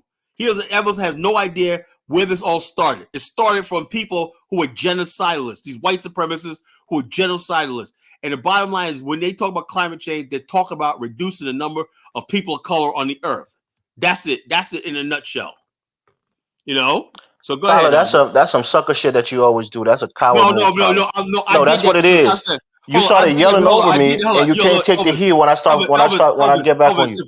If I'm talking, right? If I'm saying something right here. Yeah, because you never let other people get a word in. You just talking. And what the fuck am I on the platform for if you're not going to let me speak? I'm only an hour into the show, you know. Once I make my point, then you can have the floor. Like I'm going to give you the floor right now, you know. But when you sit there, I ask you like 6 times, let me finish what I'm saying, right? And you kept interrupting me. That's what I drop you down. I don't just drop you down. No, you do that all the time when you're losing an argument. When it comes to Nigeria, you do that. I'm not losing. Hold on, you didn't make any points. No. That's what you do. If I'm not making points, then argue over my points. Hold on, how can we use an argument? You don't know who Thomas Malthus was. You never heard of Malthusianism. So what the fuck does that have to do with it? My point is, I'm telling you, I live on the fucking planet. I see what's happening. Other people in the chat sees what's happening.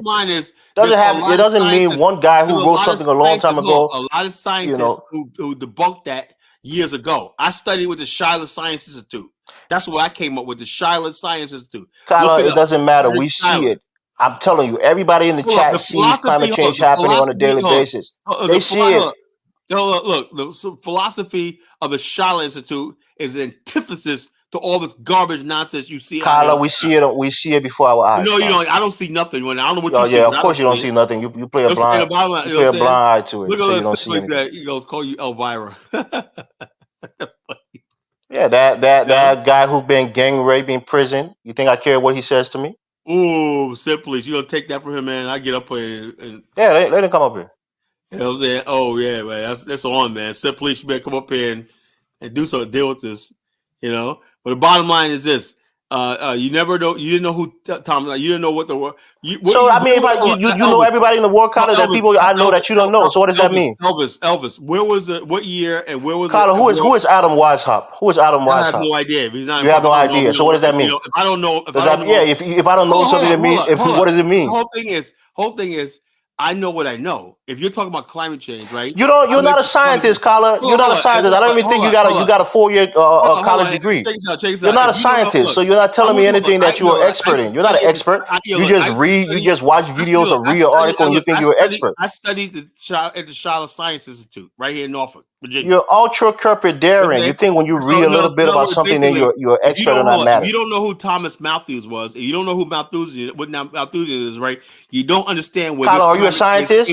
Did you get a 4-year degree in climate? Scientist. Hold on. You're not a scientist. You don't even have a college degree in these things. So what are you talking about? Bottom line is this: just because you know their names doesn't make you an expert. Don't fool yourself, man. Scientists who lie, you know that, right? Who lie, who just twist things around, say who's paying them. Well, basically, science is all about who's paying who. Kyle, we see climate change happening. Everybody on this panel, in the chat, they see climate change happening. What you have to understand, Elvis, what you have to understand is that it's kind of arrogant for human beings who haven't been on the earth, literally in the modern world, for that long to wake up and think, oh, we're responsible for changing the climate.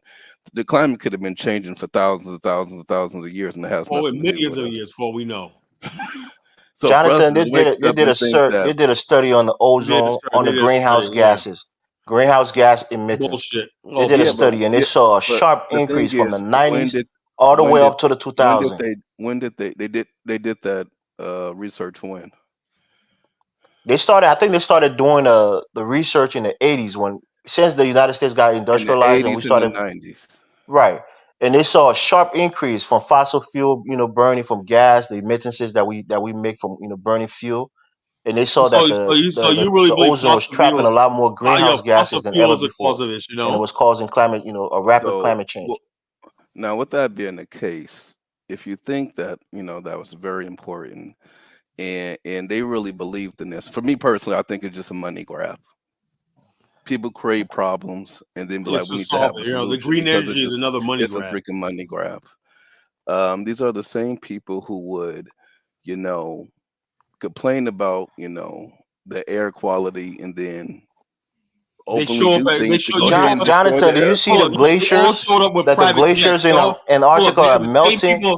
Hold on, check this out. They all places that was once, look at Lake Chad. They all show the last 30 years there was water in Lake Chad. Now it's evaporated. Look at Liberia. The seacoast in Liberia has been eroded over the last 20 years like crazy. Let me tell you something. Let me tell you something. Do you know that the Charlotte Institute, we have projects, right, that basically they rejected, right, to divert water from all the rivers in Africa to the Sahara Desert. Gaddafi did it, right, and green the Sahara Desert and rebuild Lake Chad and make whole new lakes in the Sahara Desert. It was rejected. Why? Because of climate change. People want to prove a point. There's how much water is under the Sahara Desert and the Kalahari Desert.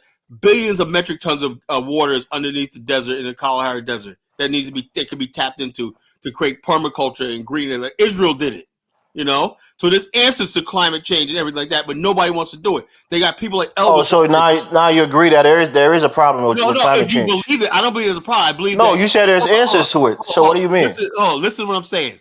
Ethiopia planted they have these little tiny little trees they drop from the airplane. Planted almost 1 billion new trees. They depleted the forest and they planted 1 billion new trees. That trees are now growing. A new forest is growing. There's answers to everything you want to say on it. But the bottom line, the climate change people don't want the answers because it's very simple. Science. If you believe there's a problem, you can solve it, right? Through permaculture. Don't worry, Colin. You live in Virginia. One of these days you'll get a wake up call in Virginia. The bottom line is, the climate will wake you up really nice. You live out there. Bill Gates and Fauci believes the answer is reducing the population on Earth. I don't agree with that. Colin, I don't care about all of those things. I only care about what my eyes see. Then why you I care about what my eyes see. If somebody's giving me rhetoric and a bunch of bullshit, I'm not going to believe it. I see what my eyes see. They tell you the climate change, right? The best way to fight climate change is to find a way to reduce the population. Would you support it? No, it's to find a way to reduce emission. No, they don't. Right? They want to reduce population. To find a way to reduce emission. All right, That's why whatever. we're coming up. That's why you see people Hold on, started coming up with electric cars. then why is That's it why that? electric Hold cars on, being heavily hold pushed. up. First of all, You then think why it is just? it that? Hold on, why do they hold? Why is it they holding China to those standards? Right? China doesn't obey none of these laws, these ambitious laws. And they send all of that work to China. You would think They that they still care send all the too work much to about. China has a booming electric vehicle industry. Oh, whatever. China is the biggest polluter on the friggin' planet. Were you kidding me? People can't even breathe there. Yeah, What are we you know talking about, that. Elvis? But the point is, hold on. people are doing things to move They away basically from gasoline hold up. and fossil fuels Bottom line because is it's hurting the planet. they know what China will tell them to go to fucking hell if they friggin' try to tell them what to do. They only know that there's people. I mean, in Carla, America, you believe in all the people dumb like shit. You that believe hate in that America. the People like 2020 you, election was stolen. people like you You that believe hate there's no America. climate change. Hold up. That's you, bro. Believe it. I'm not going to argue with you. Oh, people like you that want America to become a third world country and whatnot is what's doing this.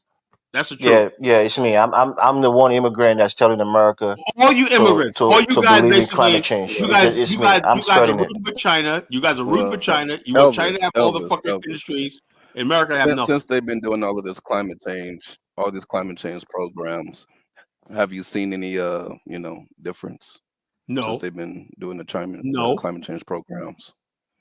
When you say programs, what do you mean, Jonathan? I mean everything that they're talking about. We're going to clean energy. We're doing windmill shit. They We're want doing the Teslas and electric Obama was cars and all of pushing it these things. hard, right? So I mean, Obama. Hold on. You have an industry, right? You have the fossil fuel industry, that's oil and gas, So that are pushing back against, trying to go to more clean what? energy, I like like fossil windmills fuels. and cleaner Drill, baby, energies, drill, right? bro. So these guys are fighting back harder than ever I want before us to because the I want us industry. to use fracking. You see this? I This want us to is drill. Scholar. I He want us wants to people to drill listen everywhere to we can where you drill. can't let somebody Drill, speak, baby, all right, drill, and bro. then he gets person butthurt talk, and put you in the please. back. Drill, baby, drill. That's why I Yeah, say. Kyla, we heard you. The point is, these fossil fuel companies have a lot of money, and they're pushing back So against does these green energy companies. these renewable, cleaner energy companies. And the government Have you knows been this. to The government. Have you been to Europe before? No, I've never been to Europe. Okay, Right, because and the they're government. very very big. They're very big on that kind of shit over there Why do you think? Why do you think that is, Jonathan? because they do generally whatever the West does, whatever the U.S. does. So you think They all have they don't think it's in their best interest they to have do this. those things? The people don't think it's in their best interest to do their things. You say what? Right now, they're complaining about the way things are being done, especially in Germany and UK. They're complaining that what, it's cold out here. It's getting real cold out here, and Yeah, they're gonna everything's freeze their expensive asshole because they ain't got that No, Russian because oil. you want to that's do not what? what it is. It's because of the war in Russia. Russia was the biggest natural gas Whoa, whoa, export whoa! The to United States. Western Europe. But hold on. Can you imagine the United States funding a war in Ukraine, knowing that those bombs, those missiles, all of that stuff is going to damage the planet, and they could have sought a peaceful resolution, and they chose not to do so. And even greater than that, these very same, love the planet green people decide to go Jonathan. ahead I and mean, put you guys are making sanctions my on head. You guys are making my head a hurt. Because they put you sanctions some on a bullshit where you country. don't want to hear No, facts. you They guys are put making my head sanctions on hurt. a country knowing good and well Hitler it did was the going to same make thing everyone with the suffer. Sudetenland. In Czechoslovakia, he did the same We're thing. not talking And about. most We're people not know. I'm telling talking you this. about. Now, We're not hold talking on. about I'm telling you Hitler. this because when Putin took Crimea, people say, you know what? We don't want to go to war. We're tired of war. Let him have it. It didn't stop there. Then he went into the Donetsk region and another region and took it over. And Jonathan is saying we should say, you know what? Fuck it. We don't want war. So Yeah, that's what happened with Hitler. That's not America's When a life. tyrant and a dictatorship I don't give a starts damn taking about. I don't over give a damn about land, Ukraine. I and don't you care. think it's not Hold an on, issue? Let me tell you something about Ukraine. Elvis. Ukraine is the number one place for neo Nazis and right wing extremists in the world. They export No, Nazism all over the you world. don't What are have you to talking go about? there. The United States pushed that coup that took place in Ukraine, Elvis. It That wasn't a means the United coup. States wasn't supporting It wasn't a democracy because the coup. The person guy that lost was the in power election was and elected. decided to stay in power. Yes, it was. Yeah, he Even lost though the election and decided to stay in power, and the people of Ukraine revolted against no. him and pushed him out of the country, and he fled to Russia. think his name is Vladimir or whatever his name is, and he was a Putin puppet. The And then he Maidan lost the coup. election, and the people wanted him out, and he refused to leave.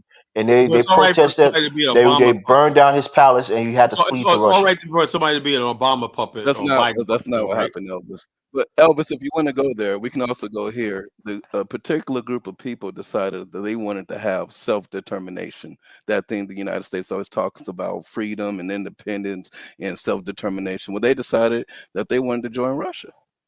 So they had the right to self-determination to join whoever the hell they wanted to join, and that's not how it went down. That's not okay.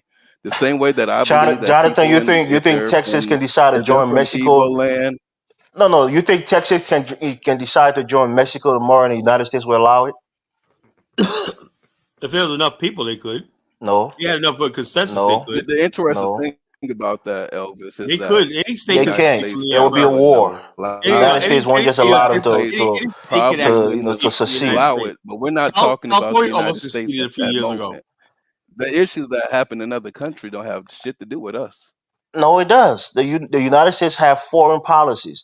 They have No, it don't. geostrategic interests. They do. This is your government, Jonathan. Unless you don't understand how your government works, you may disagree with it, but the country has, foreign a policy. They have a foreign strategic interest, And the foreign right? policy generally goes against what they're also complaining about at home, which is climate change. I mean, you think the United States started a war with Russia? They put climate change on the back burner when it comes down to everything else. They don't care about climate change, bro. I mean, there are elements within the It's government just a and talking people point. who have been lobbied by big oil Capitalism. companies to Climate try change is to, to thwart some of these reforms when it comes to climate the change climate is change issue. capitalism. Elvis, They the got you in worst thing, talking Elvis, points. is But that look, we I'm live not going in to a argue with you world guys. with If you say different climate change is countries. not real, fine. I'm not going to It's argue. Let's move into the next topic. capitalism. It Yeah. becomes real when you keep repeating it over and Elvis, over again. I agree that climate change is real, but the idea that you think we can do something about it sounds dumb. No, the fact is Well, we I got did That's the dumb something. part. We did something about it. What? Industrialization put a strain on the planet. If We have to agree to that. Hold up. We're an industrialized Burning country. fossil fuel, the emissions from Check this out. car Look. exhaust, all of those things put a strain on the planet. Look, Black America is a product of the industrialized world. I'm proud of that. I'm glad we built the factories. I'm glad we polluted the friggin' waters. I don't give a Yeah, it has a benefit, but it also had a lot of I don't really side care, effects. Of course you don't care. So just say that. Don't say it's not real. Just say you don't care that it is. Industrialization gave us our way of life. I wouldn't. Yeah, and it's going to destroy your way of life. Okay, You live in Virginia, Carla. You're not that far away from Florida, from North Carolina. Whatever. Yeah, You're there. Disaster when that. But the bottom line, it's not going to historically have scientists ever been wrong about shit. Jonathan, you just said you believe it's real. So what else do you want me to tell you again? You don't believe that I accept the idea that climate change is real. Right. Just so like, the scientist was right. The fact that, thousands or millions, whatever the fuck they call it, thousands, millions of years ago, all of these continents were one continent. Right, but that's not what happened. That's not what's happening right now. Is over time, over the course of time, things change. The reality is, are we the reason why shit changed? I don't believe that part. And the studies have shown that yes, we are doing more. The studies, you can't study something over the course of a 20, 30, 40-year period and be like, you study it and you see a drastic change in the climate, temperature. You see a drastic change in the weather pattern. Been on the earth that long, I mean, yeah, that's what I'm saying, guys. I live in Minnesota, bro. That long, Elvis. We wouldn't have. They have studied shit regarding climate change that they wouldn't even allow in the medical field for them to just pop up and be like, you know what, this is happening this like this and this is happening like that. They wouldn't accept that in any other field, but they're going to accept it in this one. You don't think that's strange? That's what I'm telling you, Jonathan. As a kid, when I was in high school and middle school, I indulged in all of these stupid conspiracy theories. But part of maturing is realizing that all of those things are bullshit and there's nothing you can do about it. You see what you see with your eyes and you believe your eyes. I'm not going to go research all these other people who are contrary to what my eyes are seeing. I see the weather patterns. I see the natural disasters that's happening. I see all of these things with my own eyes. I see the sea erosions. I see the glaciers melting. I don't normally agree with Chuko, but he said the climate change is just a political mechanism for the first world countries to limit their economic. Exactly. You know what's on the climate change agenda? Africa shall never industrialize. That's what they said. Africa shall never industrialize. So Elvis sitting there, climate change.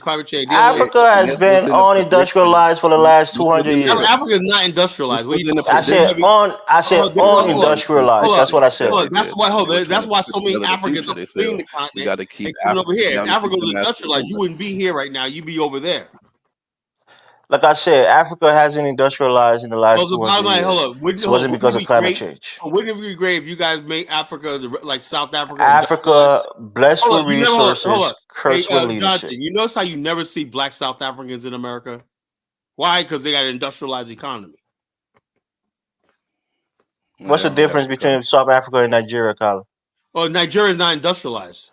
What's the difference in the population? Hold on. The bottom line is that Nigeria is not industrialized. What's the difference in the demographic? It doesn't matter. It doesn't really matter. No. Say it. I'm saying the bottom line is Nigeria is not industrialized. That's why people. What's the difference in that demographic?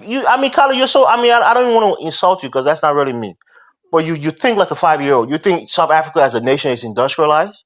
Yeah, South Africa is. It's not. Have you ever been to Soweto? Have you ever been outside of these little cities that you see? South Africa is the only. You always think that a nice city means the entire country is industrialized. It doesn't mean that. Everybody knows the Johannesburg Stock Exchange is like the 12th largest in the world. I mean, you're talking about a city. The majority of the guy came on the show and said the majority of South Africa is like that. There are people in South Africa who shit in the bush. There are people in South Africa who don't have running water. Hold up, not in South Africa. Oh my gosh, Tyler, you must not know South Africa. That's what I said. Your country on. I wish Loki would get up here. Don't try to. Rosie said it on the last show. He said there's a lot of poverty and they need to do more because there was a video where you saw there was an outhouse where people were shitting in. South African poverty is not West African poverty. Trust me. Two different things. Things. Have you been to rural South Africa outside of the cities? Have you been there? I know that. I know they got problems. Have you been there? Look, bottom line is, look, I know this, right? Do you know that people still live in villages in South Africa? Do you know that? South Africa, the infrastructure is way better than any part of West Africa. In the cities, in the rural areas got roads and stuff like that, and telegraph. I can't even argue with you. So the bottom line is, you're so one-dimensional. West Africa, bro. Why are you arguing about climate change for over an hour? I have no idea. There's a point I'm trying to make about that is climate change is real. Jonathan says it's real. I says it's real. Rudy says it's real. Many people in the comments says it's real. Only Colin think it's not real. The only difference is I believe that bottom line. I think like people like Mary Shire, they can do more than ignorant. Yeah, everybody is ignorant when they disagree with you. Now you think Mary Shire is ignorant because she thinks you need to protect the planet. This is how black people think. I know black people think. The evil corporations. Now, if we own some of those corporations was getting rich off of it and stuff like that, we would be supporting it. But since most black people are broke and they don't have no stake in it, they're going to go against it. That's all. That's it in a nutshell. Since you don't have no stake in the fossil fuel industry or whatever like that, your money's not tied to it. Of course, you're going to be against it. I would be too. Fuck it, and the big oil companies on that. Well, why don't you get in on the action and freaking start drilling your goddamn self? We got black oil companies in Oklahoma. You don't know that. They're Black Wall Street. We had black oil companies that got rich back in the 20s. Climate change is real. And that's the bottom line.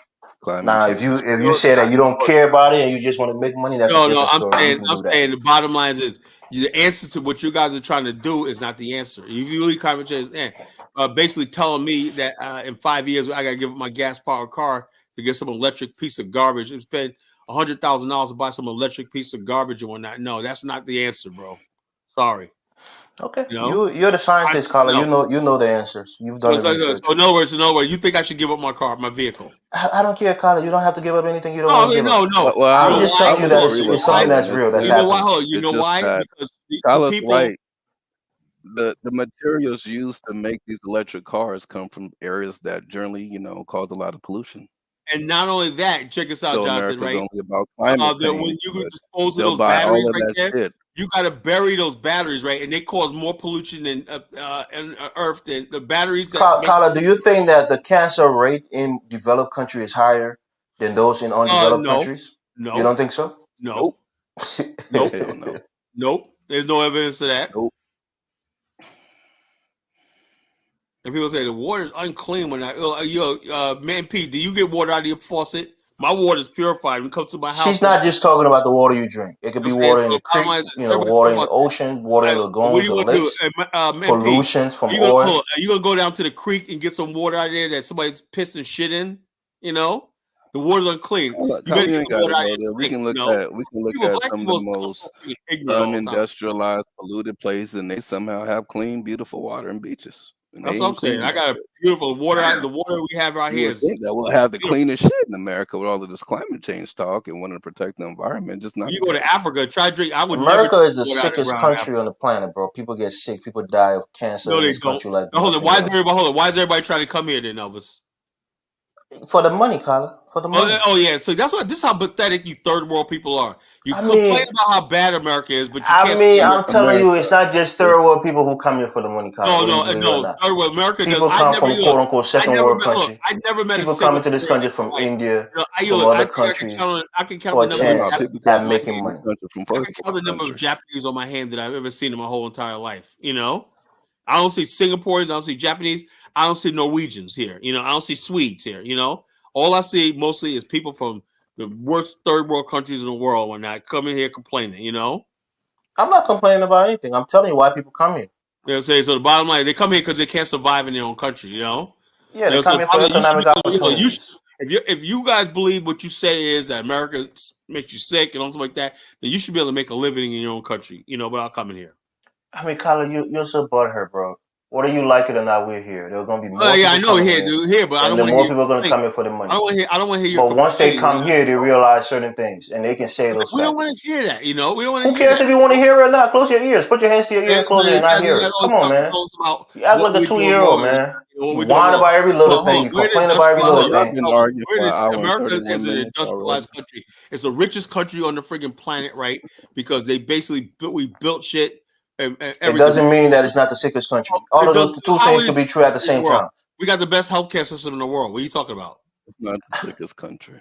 What are you talking about? The sickest country? You know, where do you get that? A lot of people get diseases in the United States. A lot more people than usual. What I'm saying, a lot of people are living in this country with pre-existing conditions. Now you see what I see by pablum.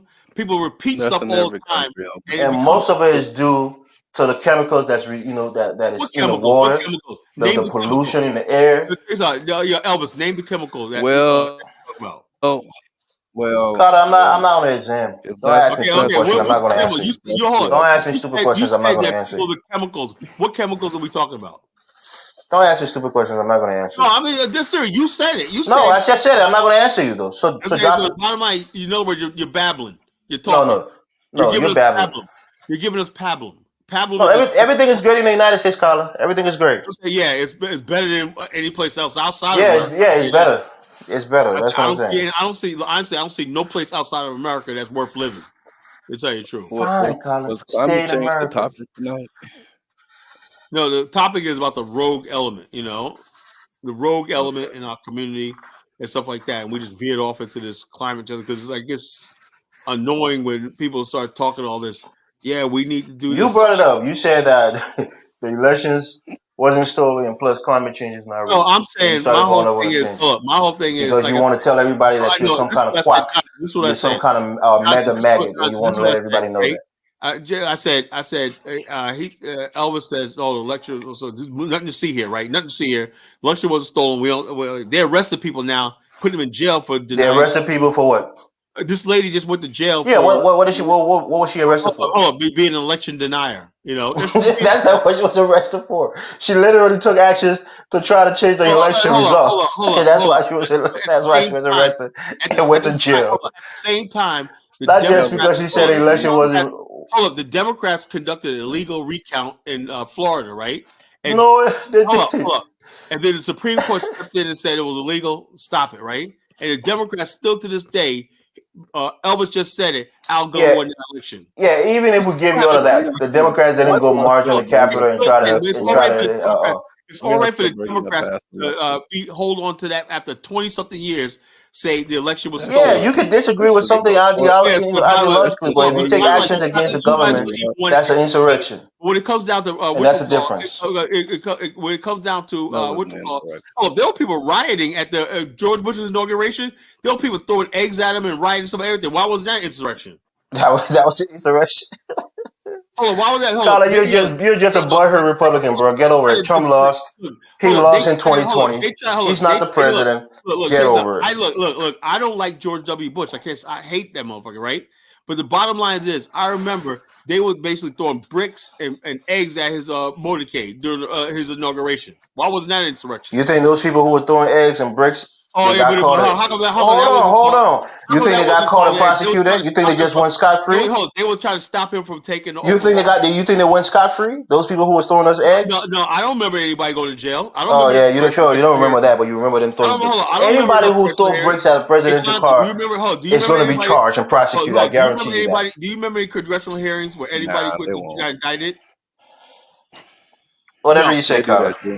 They do that in San Francisco all the time. They'll throw paint on the cars and all kinds of shit at the cars. But nothing happens to them because you're leftists, you know?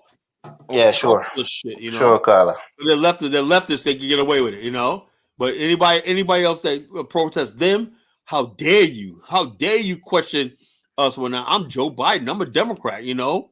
I was a vice president. That wasn't a protest. President, man. How dare you? At the government buildings, though. That wasn't a protest. So bottom line is they basically, when George Bush was on his way to get sworn in, they were throwing bricks, eggs, and tomatoes at his vehicle and whatnot. They tried to stop it. They tried to form a barricade so he wouldn't get up there and everything. How come nobody was called insurrectionists or whatever like that? You know. So it's like they talk out of two sides of their mouth.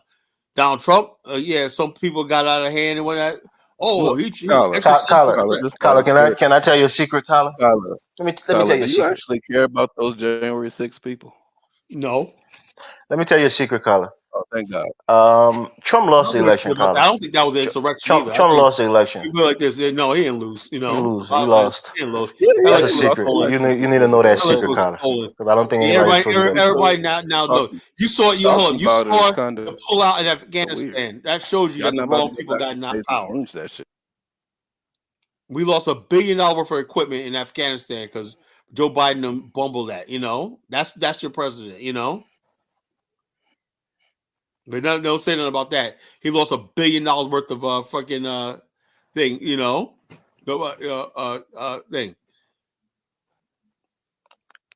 Yeah, simply said nobody was charged for throwing eggs, and none of us even like George W. Bush, but nobody was charged. When it's a Republican and the Democrats do that shit, like what you call like these Antifa people, they get away with murder. Democrats bum rush the Capitol and try to overturn the election. Hold on, but Trump got elected. They broke the windows of the Capitol in 2000. They rioted in D.C. with Trump inauguration day. They rioted in D.C. A lot of people got prosecuted, Carla. People who were looting, I don't remember that, people who were doing illegal activities, they got prosecuted. The Democrats, they spent 4 years rioting and burning out cities in this country. It wasn't because of an election. It was because of George Floyd. They spent 4 years rioting and whatnot because they didn't like who was in office. Carla, you're still butthurt. Trump lost. Who do you think will win the election? Well, I know Trump's going to win. You know, I know it's this time he's going to win. I'm just looking at and when he loses, Carla is going to say that it was rigged. That he actually won. He loses, but if he loses, he's not going to lose. You're going to say he won, just like you said in 2020 when he lost. You have to understand something, right? Elvis don't know America very well. You know, sure. You know America more than I do. I give you that. The bottom line is this. The only reason why Barack Obama won because he got enough Republican support, right, to peel off from John McCain, who was a weak candidate and stuff like that, you know, and he got the full black support and he barely won, you know. Kamala don't have none of that going for her right now. She ain't she ain't getting no white male votes and she's not getting no black male votes. And the bottom line, women are friggin' split down the middle with her. So the bottom line, she's gonna lose the election for sure, right? Oh yeah, she's gonna lose, bro. Okay, it's like less than 30 days away. Be patient, Carla. Look. We'll see what happens. You got people like Elvis. They're so confident she's gonna win because I'm not even confident that she's gonna win. It's a toss up. I'm not confident. I want her to win, but I'm not confident that she's gonna win. Remember something. A lot of the people who vote Democrat normally are not like what they call likely voters. They're mostly not going to show up. Carla, I'm not confident she's going to win. I want her to win. So I'm just waiting for November 4th and November 5th. And that confidence and means to see who a lot of wins. people are not going to even bother showing up because they think it's in the bag already. Okay, sure. We want to see what happens. I already voted. I voted by mail-in ballot already. Jonathan, they said the people who are registered to vote right now, they said the new Republicans outnumber Democrats 10-1 in Florida. And okay, Kyla, it's going to be a landslide. Trump is going to win by a wide margin. Let's wait till November 4th and see what happens. It's what's going to happen after that. You know, it's going to be hell of a pay in this country, man. It's going to be hell of a pay. Okay, Kyla, we're waiting to see. Only time is going to tell her. So just wait. November 4th is not too far away. They say it's not too far away, you know. Right, so wait for it. You got to get out your ground gigs. I don't see nobody talk about, I need 4 more years of this. Wait for it, everybody's seeing the gas prices, the grocery prices, everything going up. My car insurance went up. Look, I have a perfect driving record, right? Why my car insurance jumped up, Elvis, $20? You know what they said? All the illegals on the road, all the illegal aliens on the road with no license, with no insurance, no license, and whatnot, is the reason why everybody's insurance rates are going up.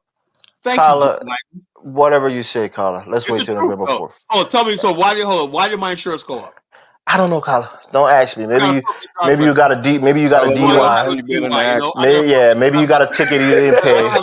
Maybe you're driving after your license was suspended. I haven't had a ticket in 8 years. It could be any reason. Don't ask me to answer a question. I'm not the know-all. National rate because there's so many uninsured right. on the road. I mean, Carla's asking me like, why is my stomach hurting? Do I know, Carla? That's your personal life. I don't know. You figure it out. It could have been inflation. It could have been inflation, Carla. Inflation is everything, you know. It's everything. All I know is shit's not working right now. Yeah, go vote for your daddy Trump. And hopes he wins on November 4th. Carla, if Donald Trump wins or Kamala wins, I could care less. Is it going to change your life in any kind of way? It's not going to change my life, but the bottom line is not going to change my life. Look, it's not going to change my life. Trump presidency didn't change my life. Biden presidency didn't change my life. Whoever's elected, right? But the bottom line is all you people that's basically counting on this shit, right? You know, I'm not. What do you think we're counting on? God, I'm a citizen of this country. You think I'm worried about who wins the election? They can revoke your citizenship, bro. Yeah, sure. There's certain things you can do that your citizenship can be revoked. Your citizenship can be revoked, man. It can't be revoked. Yes, it can. It can't. America, you got a felony. They can revoke your citizenship. I don't. That's the point. I don't have a felony. I've never been arrested. What if somebody came up and trumped some charges up on you and whatnot? Yeah, they could do that, but that's the point, Carl. I'm not a criminal, right? And I didn't come into this country on any kind of funny deal. I came here on a DV, on a diversity visa. What if they implement you some 419? I mean, that's what you're hoping for, Carter. You want all the African immigrants to get deported. You hate them. You want them to get deported. It's not going to happen. Under Trump actually extended the TPS program.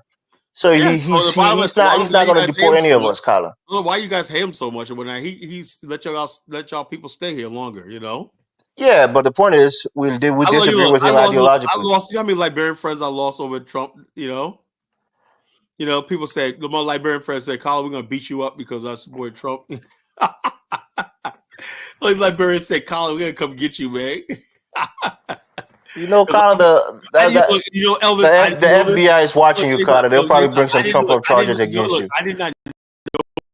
They're probably going to bring some wire fraud against you in your insurance business and put you in jail for 10 years. But check this out, because let me tell you something. I found this out just like 2 years ago, right?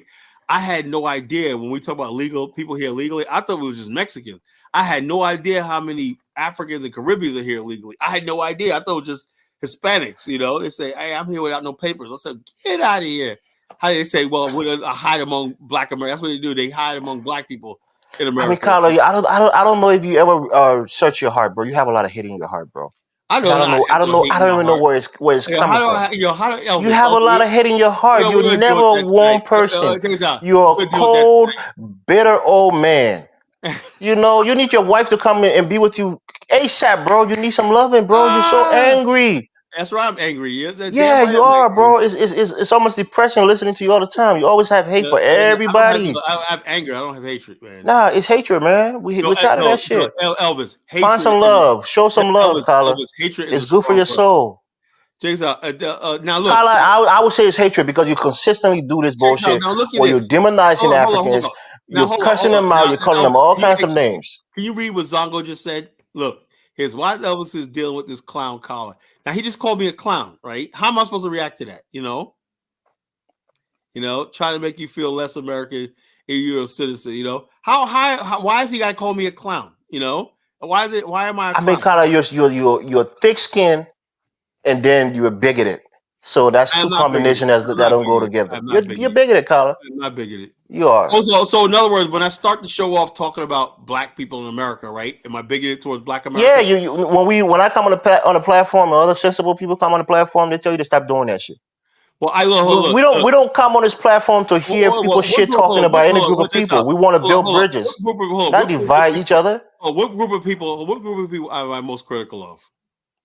I don't care, Colin. The fact is, you're just hateful. You have a lot of hateful rhetoric against Black Americans, against African immigrants. You're just hateful, and that's not a good thing for your heart, man. You got to find light. It's like at least you know that I'm not being biased, right? I'm not being biased. You think that's a good thing? Either way, it's not a good thing. I'm equal opportunity. Being a great old Grinch, you think that's a good thing? You're just always grumpy. Elvis, let me ask you a question, Elvis. Let me tell you something, Elvis. Maybe you can understand and everything like that. Look at Missy Dime. She's coming at me, doom and gloom. Look, bottom line is this, right? I spent the last 35 years, right, believing in the so-called community and stuff like that, believing in all stuff like this, right? And I'm really, really disappointed. After all these years, I feel like I wasted my life, talking for black people and stuff like that, So if I'm a little bitter, you got to cut me a little, not a little bit. You got to cut me. Colin, let me tell you this, right? And again, this is just a personal growth story. I used to have anger issues, bro. I used to have a massive anger issue. Some people think it's because of my tribe. We're violent, angry people, unfriendly people. So maybe I inherited some of that. But I literally had to work on that. I took some time. I worked on myself. And now I'm a lot better. I'm a more joyful person. Why you think? So work on yourself, Carla. Whatever is making you bitter. Why do you think I've said for the most part I'm pulling back and walking away from this stuff? Yeah, because it's making me angry. It is making me bitter. It's only bringing out the bitterness that's already inside. So the bottom line, that's why I said I know in the future I can't do this anymore. And that's what I'm telling you. Go seek some therapy. Go seek some help, bro. That shit is gonna eat you up. Angrier and angrier, because the bottom line is, like I said in the top of the show, I said, look, the reason why we have a rogue element in the community because we don't control our own reality. We don't have our own space. We don't control we're the majority. We're the power, right? And the bottom line is, I said simply years ago, 10 years ago, when I got on social media, 15 years ago, I said we need land, space of our own where we could build this new reality for ourselves and everything, and then we can straighten our people out. Just like Mao Zedong, I studied history. Mao Zedong knew that he couldn't help China until he overthrew the Westerners, and once he got rid of Westerners out of China, he dealt with the warlords and everybody like that. He put everybody in line. Black America got the rogue element destroying our community from within. We can't do nothing about it because we don't control the law enforcement. We don't have the military. We don't have nothing basically to protect Black America. It's the truth, And so what I basically said, the only way Black America is ever going to exist is we're going to just sit here and just go the way of the Eskimo. We're going to be like the Eskimo. We're going to disappear and die. And our culture. Kyla, let me tell you. Do you understand? Hold on, Elvis. Do you understand Black America is facing genocide? Do you understand that? And how am I supposed to act? Let me tell you this, Kyla. How am I supposed to act when I know? See, you got Liberia, you got your whatever crime you are, and you got a little comfort in America, and you got the Democrats, right? Black America, I'm watching my people, my beautiful people that I love, systematically being destroyed. And then I got African immigrants that come over here and try to judge my people. So bottom line, so you understand why I'm a little angry? Kyla, go get some help, bro. On a serious note, get some help. I know I'm right. What does Brewery say? Kyla generates a lot of anger among others. He claims to be African. Look, I don't claim to be African. Unfortunately, I am African. That's unfortunate. Unfortunately, yeah. Okay. Unfortunately, I'm part of the sub-Saharan African race. Unfortunately, Unfortunately, yes. Unfortunately, There you go. There you go. At least I admit it, right? I'm not saying I'm no Native American, no bullshit like that. But embraces arrogance and rejects I'm Ubuntu. a sub-Saharan African, right? Tyler, you gotta be Native I'm a American for that loser. kind of I'm thing. a historical loser. I'm from and I'm slave descendant. It don't get any lower than that. That's where I'm at right now. Kyla, black people with your same lineage That's- has done great things in this country, has built successful businesses. Yeah, it doesn't matter. The Yeah, bottom so line it's just you. It's just a you thing. You can rise above what your history is and be great. My people have no power. Look at that, Kyla. Why are you sounding like you hate your ancestors at the moment? I'm not saying I love my ancestors, but I know they did what they could do. I don't love my ancestors.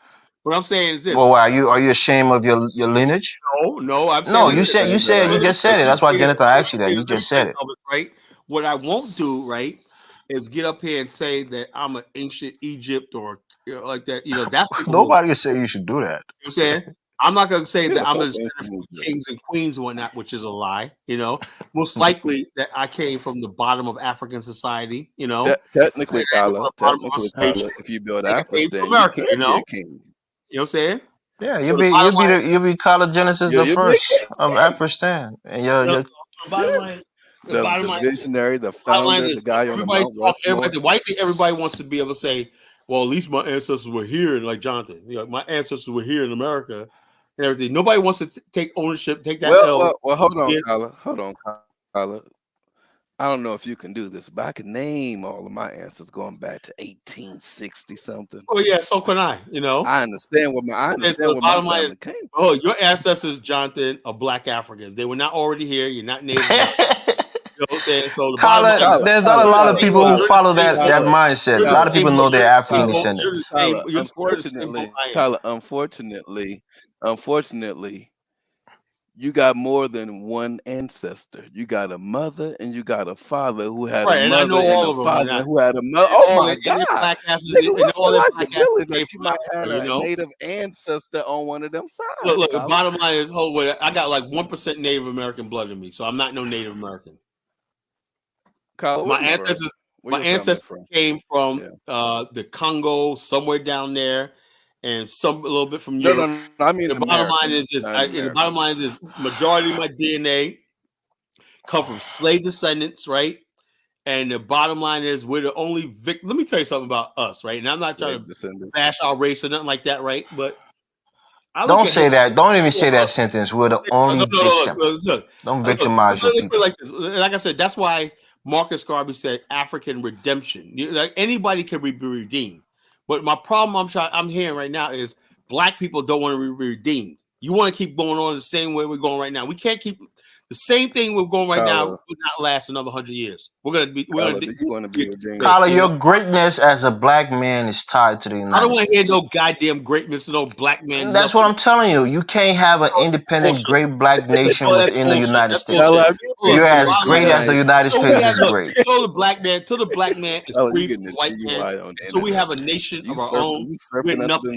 You got that? And that's never going to happen, Kyla. That's never going to happen. Bottom line, hold up. Then you know what? I'm going to be angry, and I'm going to go out with a bang. Then I mean, yes, you're already doing well. Your people are already doing well in this country.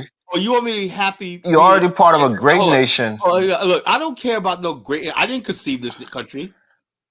Kyla, so for you want self-determination. You want to be a leader in your own place. The fact of the matter is, if my people had their own shit, right? If the majority of black people are in the middle class or higher, it doesn't matter. I don't care about the middle class in America. That's even worse, man. You don't care about middle class. I don't care about that. Jonathan, I was born in the black middle class, man. I want to get the hell out of that shit. It's boring. It's overrated. It's boring. I was born in the freaking black middle class. So what, man? You were born in I want a nation. If I can't have a nation, I doubt Kyla was born in the middle class. They probably weren't them later. Middle class. I was born in the middle class. I've been in that middle class my whole life. You know what middle class means, Kyla? I was born in the middle class. I had two parents. We had always our own house. We had everything, But you don't know the financial situation of your parents. So the bottom line is, my father had a good job. My father had a good job We always own our own home. We never rented. My grandfather had Everything no like that. house. So the bottom line, I'm always been in the middle class. I was born in the middle class. My cousins are middle class. We had You know, young the siblings bottom that line we is, had that so I don't really care about we're in middle class, but what the fuck does that mean? Kyler, you so So angry, you bro. don't You get understand angry the for all the difference smaller between shit. being poor in the 1940s and then majority of us being in the middle class or higher in 2024. What we freaking do, man?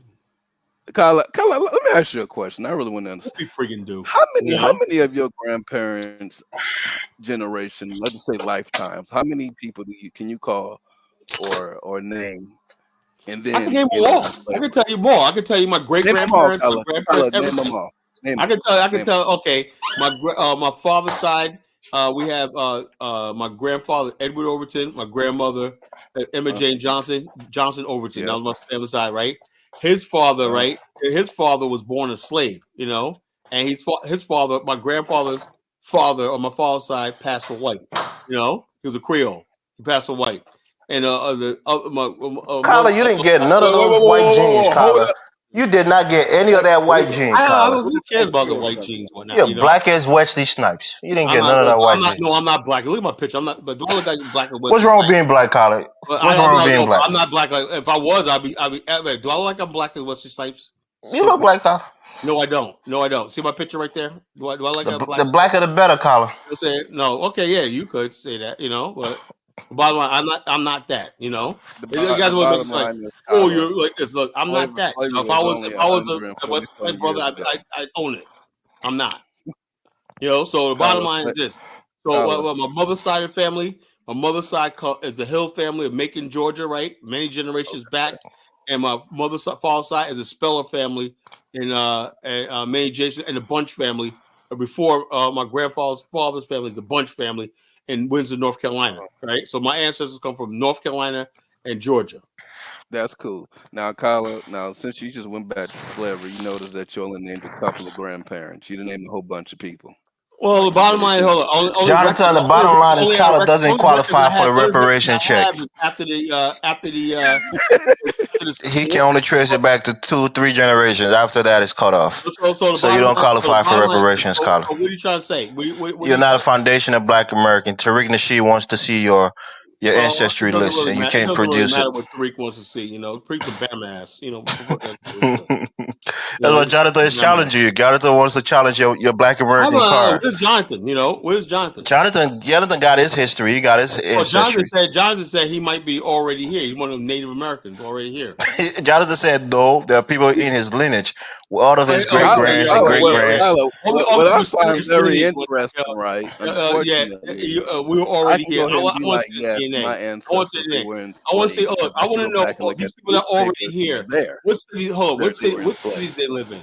But not all Black people in America were enslaved, Kyla. Everyone. Okay. It's just kind of like basically. And be like, oh, so in other words, basically, when they come to you and say, when you go get your reparations check, right, and they say, you know, they're gonna say, check this out.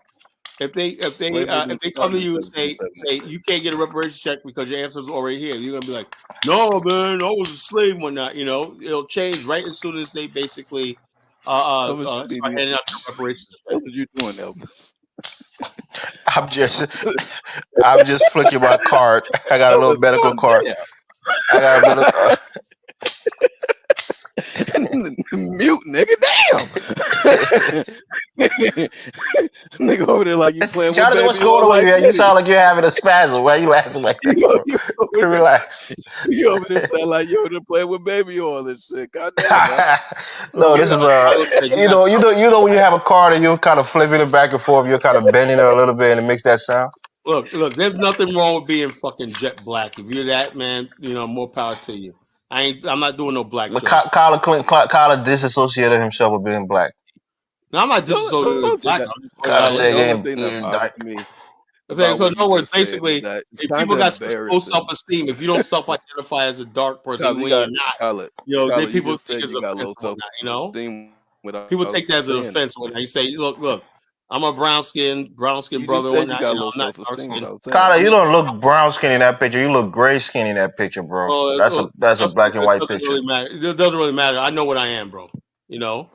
You know, so the bottom line is, you know, Kyle, I'm you not. definitely on the lighter side of things. You definitely got some native in you. Oh no, I'm not native, man. I got Nah, Kala European. ain't like Kala. You look at Kala, you tell he's straight. He You ain't black. got no You native. can't tell he. You I can't got tell he's one. mixed I with got one. anything. 1% native. Kala straight black. Me, whatnot, you know, and I got European blood in me. That's it. I don't see it though. I know you A don't lot see of it because European. you want me to be like you. What am I? I'm not mixed with European. Oh, Kala. hold on. We're not the same. Most of us are mixed, but like that, you know. Yeah, but I'm saying I don't see your mix. Well, it Some doesn't people got matter the hair, and some whatnot, you people got know. the complexion. I don't see no mix with you, Kala. It is what it is. It You know? must have been mixed You know, out. you guys are just jealous of that. That's all it is. You Kala, black, you Kala, blackity black, Kala. could you Except do they No, I'm embrace better? it. not. No, I'm not. No, Kala, I'm not. You know. Why do you mean could no? you You're do not. better No, I'm not. You know, because it's not the because you truth, though. You know, dedicated it doesn't to matter. It is the European truth, blood. Kala. We can see you, Kala. I'm We saying, can see you with our color eyes. We can see you with our color eyes, Kala. the bottom line, look, the bottom line is stop with all that. You know, I'm not dark. You know, I'm not You dark. are dark, Kala. You're dark. I'm not dark skinned. What do you mean that dark skin? You damn well ain't light skin, Kala. You know, You ain't light skin, Kala. You dark. you know, we gonna tell me. I've known me my whole fucking life, whatnot. You know. So the But I bottom line. see you. That's the difference. You know you, but I see That's you. my picture. I don't know what the hell you looking at. That's my picture right there. You know. Nobody thinks you're light, I'm Kala. saying I'm not asking to be light, but I'm saying I'm not. You know, there's a You're state not difference. light, you just ain't dark. You know what I'm saying? The bottom line, people think Now, Kala, you look like what you it from is like a Igbo lot. land. His complexion looks Kala gray. I think a lot of dark he's straight out of people. Igbo I think land. a lot of dark skinned people are subconscious about themselves and whatnot. And so anybody says, you know something, yeah, you're beautiful, dark skin. I'm dark, Kala. I'm blackity black. I'm like, no, I'm Why not you dark look skinned. darker You're than dark the skinned. That's beautiful. I think you're beautiful. You're dark skinned. You're beautiful. And everything like that. But everybody's dark skinned. No, brother. You're black. Where You you know, looking chocolate? you got beautiful black skin. Love that shit, right? You know, accept it. You know. So the bottom line is, you know, not everybody's the same. You know.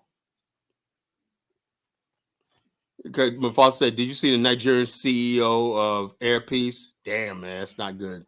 Get Charged for charged money with money laundering. Hey, laundering. give a motherfucker, He was airline. charged with money line 5 years ago. That shit is not brand new. Oh, and he's still the CEO. Oh, was that case dropped? Who knows?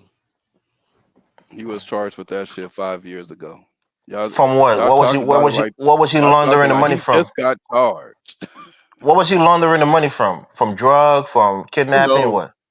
Who knows? No, he was saying, according to what they are saying, they accused him of pretending to buy some airplanes where he was just putting the money in the United States of America and then put them in different accounts. That's the accusation. I mean, if it's his own money, then how is that money laundering? Yeah, who gives a fuck? It's his money. Right. No. If you have a money set for government money, and it's set for certain purposes, It wasn't government. It wasn't government money. This is a private corporation called a private company. Okay. You know what money the laundering thing that he did wrong. Money laundering is trying to wash the money that you got illegally. You know what money laundering is taking money that was ill-gotten. Right? That's what I'm saying, and it wasn't ill-gotten. That's what. And purchasing something, even if you purchase something, you got to prove where that money came from. Mufasa saying he was just indicted, Jonathan. You're saying it happened 5 years ago. I have to take money laundering courses every 2 years, right? And you have to prove when you know a major purchase like that, you got to prove where that initial money came from. If not, it's called money laundering or washing money. But that's what we're saying. I don't know the guys. Jonathan, I don't know. I think he knows a little bit about him. But Mufasa is saying he just got indicted. So maybe it's a different indictment, Jonathan.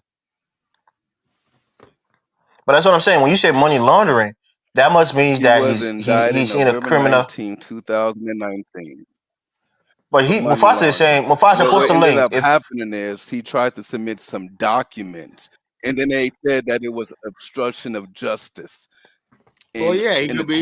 That's Nigeria for you. I think is he an Igbo guy? Is he an Igbo guy? The money laundering is not new. Jonathan, is he Igbo, the guy that the CEO? Shots at Igbo people. No, I'm saying because they probably want to obstruct him from having his own airline. No. Because if the guy has the money to open the airline, the government is probably trying to stop him from doing it. Because if you're saying he's doing money laundering, you got to prove the source of the money is ill-gotten. It's been an ongoing fraud case for the last 5 years, and y'all niggas is talking like this shit like it's brand new. Nah, Mufasa is saying that. I don't know where he gets this information from. I don't know. Well, back to the topic. I was talking about the rogue element, right? And I Jonathan think I is made correct. my He was originally point, indicted for his right? self-made justice. The Yeah. answer to the rogue element, right? I really don't think in the Kyle, context. before you go forward, you should make sure you explain money laundering because you was actually kind of wrong. Okay, no, It's money not just laundering. hiding. It's Hold up. not about just Money hiding laundering. illegal gotten money. Yeah, no, I'm not saying That's that. not what money Money laundering laundering is. is taking money that you basically, however it is, right, and you try to wash it and make it seem like it was Carla, legitimate. you been sleeping in that course that you've been taking. You can't explain it to us in more detail. You gotta say whatever it is. Hold up. Can I finish what I'm saying? Go ahead. I said that let's say the money is legitimate, right? But even if the money is legitimate, right, if not ill-gotten, right, you still got to source where that money actually came from and justify why is it that you put it in a bank account. You said you got it from. They're going to ask you a bank any amount over a certain amount, and you put it into another account, something like that. They're going to ask you, okay, you have $5 million to open this corporation up. Where'd the money come from? You know. Well, it came from this corporation right here, right? We liquidated this country, right? Well, where did you get the money initially to do that, right? They're gonna keep going down up the chain, right, until they find out the original source of that money, right? Right? And then what happens is each time you go from one thing to another, it's legitimized, right? You go give it to some account to this other account, right? And you take out a loan on that account, whatever like that. It's now laundered because basically it was legally given from one into another. Now, the only way they can get you is they'll have to go back. What they call forensics. You know what they call forensics. They'll go back and say, okay, we know this corporation liquidated and gave him $5 million right here, right? But where did that money come from? Then they're gonna look at it and say, okay, this corporation lost $10 million. How was it able to give this entity money, right? It's simple. Somebody from that entity gave it to that corporation to wash it, to launder it back to him. That's how it happens. And you can only do that when you got somebody who's a expert at forensics. What they call forensics. You know, they know how to Forensic accounting. Forensic accounting. They know how to do that. You know. Well, this was bad information. Basically, Yeah. he sent money to America. It was supposedly to buy airplanes. They lied and said they bought airplanes. They didn't. They sent the money elsewhere. That's where money laundering came from. Yeah, but that's the point here, Jonathan. What are they saying that the money was ill-gotten? The money wasn't ill-gotten. It just wasn't used for the purpose that he said it was. He lied. So how can that be money laundering? Accordingly, they lied to the United States government in documents saying that they were going to buy these planes. They didn't buy any planes. The planes never existed. Instead, So is the U.S. government that's charging him, or is it a Nigerian government? Yeah, that's fraud. It's actually fraud. Oh, okay. All right then. I mean, if that's the case, then they probably want to know where he got that money from to buy the airplane. And if he can't provide it, then they're probably charging him with it. The money that he used, right, came from illegal means. It's not about where he got the money from. Let's say illegal means. He lied about. He can't prove that. No, it is, Jonathan, because if you're bringing money into the U.S. system and you can't prove to them where you got the money from, you know, if you're a legitimate businessman, you say, this is the money I made. This is how much I made last year in my corporation. Airpiece wasn't no teeny weeny company back then. $20 million. That's what I'm saying. So let them, if they can simply prove, an airplane costs way more than $20 million, y'all. Right. That they're flying around. That ain't shit. So that's what I'm saying. So I mean, it might go nowhere, but then again, the U.S. don't just bring indictment if they don't have enough about information. These nickel and dime Nigerian company. Dinus, he'll jump on these planes, man. I ain't jumping on no damn airplane. I mean, of course, Carla, because you hate African. You're bitter. You hate to see Africans doing anything successful. You hate to be a part of anything Africans are doing that is going to be successful. You hate it. Look, I would jump on Ethiopian Airlines, but I ain't jumping on Nigerian airline. Right, Baba, you are like 30% Nigerian. You hate Nigerians, Baba Tunde Kala. Kala, what's the difference between an Ethiopian airline? They run a good airline. I got everybody that I know that fly Ethiopian say they make it sound like they make their own. I mean, Kala hates Nigeria with a passion, bro. I don't hate Nigeria. You do. You don't want to go to Nigeria. You don't want to eat Nigerian food. You don't want to fly on the airline. What do you like about Nigeria? Hold on. Why would I want to eat Nigerian food, man? Have you eaten Liberian food? Yeah, I eat Liberian food, yeah, but I don't eat no Nigerian food. No, I mean, what's the big difference? don't say there's a lot of difference. I eat the Liberian food that's familiar to what I think. You know, I Nah, don't eat Hey, every. I don't, College, I you don't see eat that all video that I stuff sent you y'all talking about about. them eating dogs in Nigeria? Yeah, man, all that shit, man. Bush meat, all that they eat shit. dogs in Liberia too. No, no, yeah, your people do. And this is what I'm My The saying. people front, actually So don't. Dollar There's a couple of Bill, tribes. y'all There's people a Bill, on when the couple you of hear tribes that this, eat dogs, but they're not my people. Dollar y'all Bill, when you people hear are this video and they say man. that, What's Haitians are more African than we are, we need to acknowledge that because we don't Yeah, eat I mean, dogs. Jonathan, Asians eat dogs. So people eating dogs, it's They not. eat It Asians doesn't are mean dogs. that. fucking the worst Yeah, people on that's the what I'm face saying. of But the do you think black Y'all, people y'all, are better y'all than acting Asian like people y'all want to yeah, because the fight Asian yeah, eat yeah. dogs? Asian people are fucking animals, man. You kidding Yeah, me? the Asian people eat dogs, but they're more advanced. They're smarter. Oh, They make I more have money. no idea. I would So say what does that that mean? I they're mean, it more doesn't advanced. equate to I being don't. No, I better. said Asian, Haitian, look, Haitian, Asian, not Asian, No, Koreans. I'm Haitian, saying Asians, Haitian, Asian, Yeah, the Haitian. Chinese, oh, you guys think they're more the advanced. South Koreans, they eat You guys dogs, think but they're they're still more better. advanced. To us, to me, I think South Koreans are The freaking. Asians are better. No, they ain't. Yeah, they got a more advanced Asians, country. Yeah, it doesn't matter. they They got They no got no a nothing. no no bigger no no no no no economy. no no no no I no. asked, man, but They, the bottom line, they these have people are just savages. advanced. They have advanced countries because the U.S. and the West backed them to give them those advanced countries. They didn't do that shit on their own. Calm down. I mean, you can say that, but the point is they're doing better than the No, I Africans on mean, the continent. no. That's back because 40 years ago, China was a And hellhole. any wealth that black people enjoy in America is because the United States provided it, right? They provided the infrastructure, Nope, provided the nope, corporations to be able to work and nope. make Because money. black people helped create the shit. That's the Okay, difference. The Asians didn't create shit. all right. They didn't create Tell none that of to the damn Kala cars. who was They caping didn't for create none of Japan, the who was caping for airplanes. They Japan didn't create the and electric. They Singapore didn't the create other shit. day. Tell her Well, to Kala. bottom, when you talk about them, we're talking about South Korea. South Korea is definitely an invention of the United States. You know, really. What about South, Japan? no, Japan was industrialized before the United States was, right about the Meiji period, around the same time. You You know, hear that? You hear that, Jonathan? Kala disagree It with ain't he true. disagrees with you. look. In Japan, order to be an industrialized hold up. nation, You know the difference you between have to Japan and the have rest of Asia, right? Japan electricity and industrialized on its mechanics and own. all of that shit. You They didn't know, have it, so they Japan couldn't be an industrialized. You know what industrialized Japan did? nation. It would go to General Westinghouse and stuff like that, and it would partner with people like Machihito Electric. I know the whole history of Japan. Yeah, Mitsui, and a partnership. And then after a while, Japan was building its own power plants, stuff like that. And Japan, once Japan mastered the idea of building power plants and power lines, they occupied South Korea and they built the first power lines in South Korea and stuff like that. You know, so they began to realize they could take over Asia. come on the live, Zango. Come up, They, Zango. but Kyle, you saying that they built the power lines? Where they get the power lines from? Because about Japan was you gotta say something, John. This is another thing I want people to figure. Let's say Japan did the one thing they had, like I told, they had what we call let me give you the acronym. I give a lot of acronyms out, right? Okay, acronyms. Don't laugh when I'm talking. You know, acronyms. What do you mean? Don't laugh when you talking. No, no, What the hell are you? you Some kind of dictator, Kala? What the hell is wrong with you, man? no, you said you Don't Kyle, laugh when I'm I'm talking. starting to think you said you might being think nigga, you you're a know. deity. I'm saying like this. My point was this. I am a Kala, deity. you got a speech Don't impediment, laugh. Kala. Oh, check this out. You're self conscious of your Hold on, speech. Can I finish talking? Can I be a host for once? Look, EPCOM, right? That means that the 5 elements of EPCOM are engineering, procurement, Mm-hmm. construction, operations, and maintenance, right? Japan created its own Yeah. EPCOM system with Mitsubishi, Mitsui. Look, now, what is engineering? Engineering is the designs and architects and stuff like that, the blueprints, right? Procurement Yeah. is the purchasing system.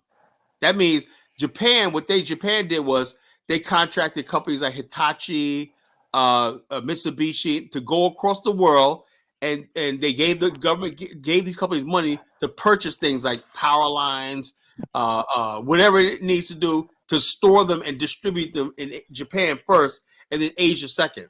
Then after a while, during Yeah. operations time, right, what they did was the Japanese, once they had all these things right, and they was able to build them and everything, they said now it's time to us to make them out. Once you could justify that you have enough need for this stuff, let's start manufacturing ourselves. That's where Mitsubishi and all these other companies start industrializing. They start manufacturing all this stuff Kyla, I agree with you. The only So problem is that's that you're then wrong. You maintenance said that is Japan was the last part, the industrialized most before important America. part is It wasn't. maintenance. That means the constant upkeep, the safeties and We have to be checks and honest on this balances to make platform. sure the systems work.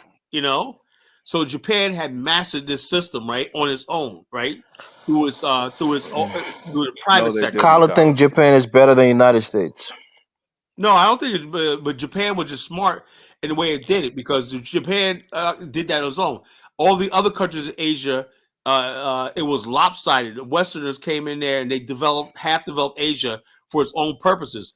And then in 1955, they had the Bandung Conference in Indonesia, right? Kyla, Don't call her, for Jonathan. Let me for the finish what I'm saying first. Let me for the finish what I'm sake of saying. history, Japan Hold on, didn't hold on. do it on Let their me own. They finish were what I'm saying. If you understand the colonized first. Bandung Conference, right? Kyla, we don't care Bang- about the Bang Bang If you don't know Conference. history, why can I explain something? You don't want to know history. The Bandung Conference, right, in 1955 was the Southeast Asia saying it's time for us to control the EPCOM of Southeast Asia, the engineering, the procurement, the construction, the operation. That's why you have the Peng Loi group right now in Asia. They control Are all you the saying Is that Japan are you saying Japan in that they Southeast Asia? industrialized in As I Southeast 1955? Asia, no. All right, So Southeast Asia is industrialized because they took over its own EPCOM, and they worked together. Africa has never basically said we're gonna have a continental EPCOM, right? Kyla, what countries have you been to in blessing Southeast Asia for resource Doesn't you matter not what to first country I've been in to. industrialize? leadership. Elvis, I mean, what you call it? I've never been to the moon, so I should stop talking about the moon. I've never been to Mars either. So what's your point? But you don't talk about Mars. You don't talk about the moon. I can talk Yeah, about you don't talk Mars, about right? Mars. You don't talk about the Wait, moon hold on, either. you want me to do a show talk about Mars and the planets? I've never been there either. Kyla, We'll you talk know about what the it another word ultra crepidarian means? I have no idea. Probably something you made up. No, it means somebody who knows a little bit about an issue Oh, or well, a I don't know. topic Well, and thinks that they're an expert on that topic. They're I'm not professionals. saying that. That's what it means, I Kyla. just broke down to you just because you guys didn't understand the word That's I who we're just said. talking to right now. Hold on, why don't you guys hold on? Why don't you guys say, Kyla, you're an ultra crepidarian. why don't you guys say, Kala, I know a lot of stuff, but what you just said, I never knew. Thank you. Because you don't know it in depth. You know a little bit and you think you're an expert. You're not an expert, Kyla. I just broke it down to you how Japan Kyla, the very industrialized. thing that you made, Japan was industrialized Can you refute what before I just said? America. Can you just That refute wouldn't what I even just make said? sense. Can you do Easily, what I yeah. said? How? Jonathan is saying that it's not true that Japan started Japan industrializing was. in Yeah. 1870. Black people were free.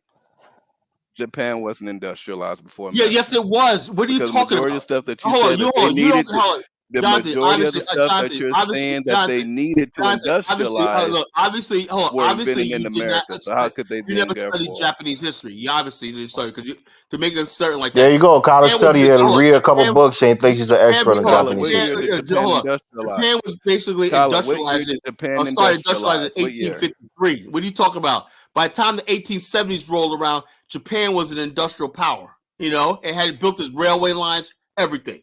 What are you talking about? I studied the country, everywhere bro. it says here Japan industrialized in 1870. So where the hell you get When did the U.S. industrialize, Jonathan? U.S. industrialized in the 1700s. 1700s. The early 1800s. There you go. So I guess how the hell is that before Japan? Yeah, how is that before the United States? I never said that. I said that. I never said that. Japan. You did. You said Japan was industrialized before the United States. Japan. Why would I say that? Japan You did say that, Kyla. Maybe you misspoke when you said it. I heard it. Japan basically had American experts come there and teach Mitsubishi, Mitsui, Sumitomo. That was after World War II. Oh, they didn't. No. That was in the 1800s, bro. Hold on. Mitsubishi purchased 13 steamships from the Japanese government in 1878. What are you talking about? That was Japan's first steamship boat line, and they basically controlled the trade along the islands. And they began to expand to South Korea. So you agree that Japan industrialized after the U.S.? Yes. Okay, good. So Jonathan was right. Yeah. Let's say, but Japan, America did not industrialize Japan. What are you trying to say? But Japan industrialized on its own but they use Do American you agree with that idea, Jonathan, that Japan industrialized on its own? expertise, but The they very did it first themselves. thing you said that Americans went over there to help them. Went So over the there answer is to Hold give on, them yeah, but expertise. hold they up. What didn't I'm saying is this: industrialize on their own. Americans didn't go over there as an occupying force. Japan It doesn't matter. Americans taught them how to industrialize. Japan invited them over in the private sector. Mitsubishi, Sumitomo, they will house American experts in many fields, from banking, real estate. Also, Japan had to know, and American experts in every field was educating the Japanese about how to modernize, even government. Japanese borrowed his government, actually constitution, actually from Germany, but as military, as Navy, it got from the British. The British trained the Japanese Navy, and the U.S. trained the Japanese Army. So how can you say Japan is this great nation when they've been trained by all the Western nations on the Navy, on the government structure, the bottom and line the economy? Bottom line is this: they never had any Western people telling them. They said Colin, you just said they got trained. The Navy got trained by the British. I know the that, government system is from Germany. The U.S. helped them industrialize. Everybody knows that you got to get help from someplace. The bottom line is the West never basically took control over Japan's islands.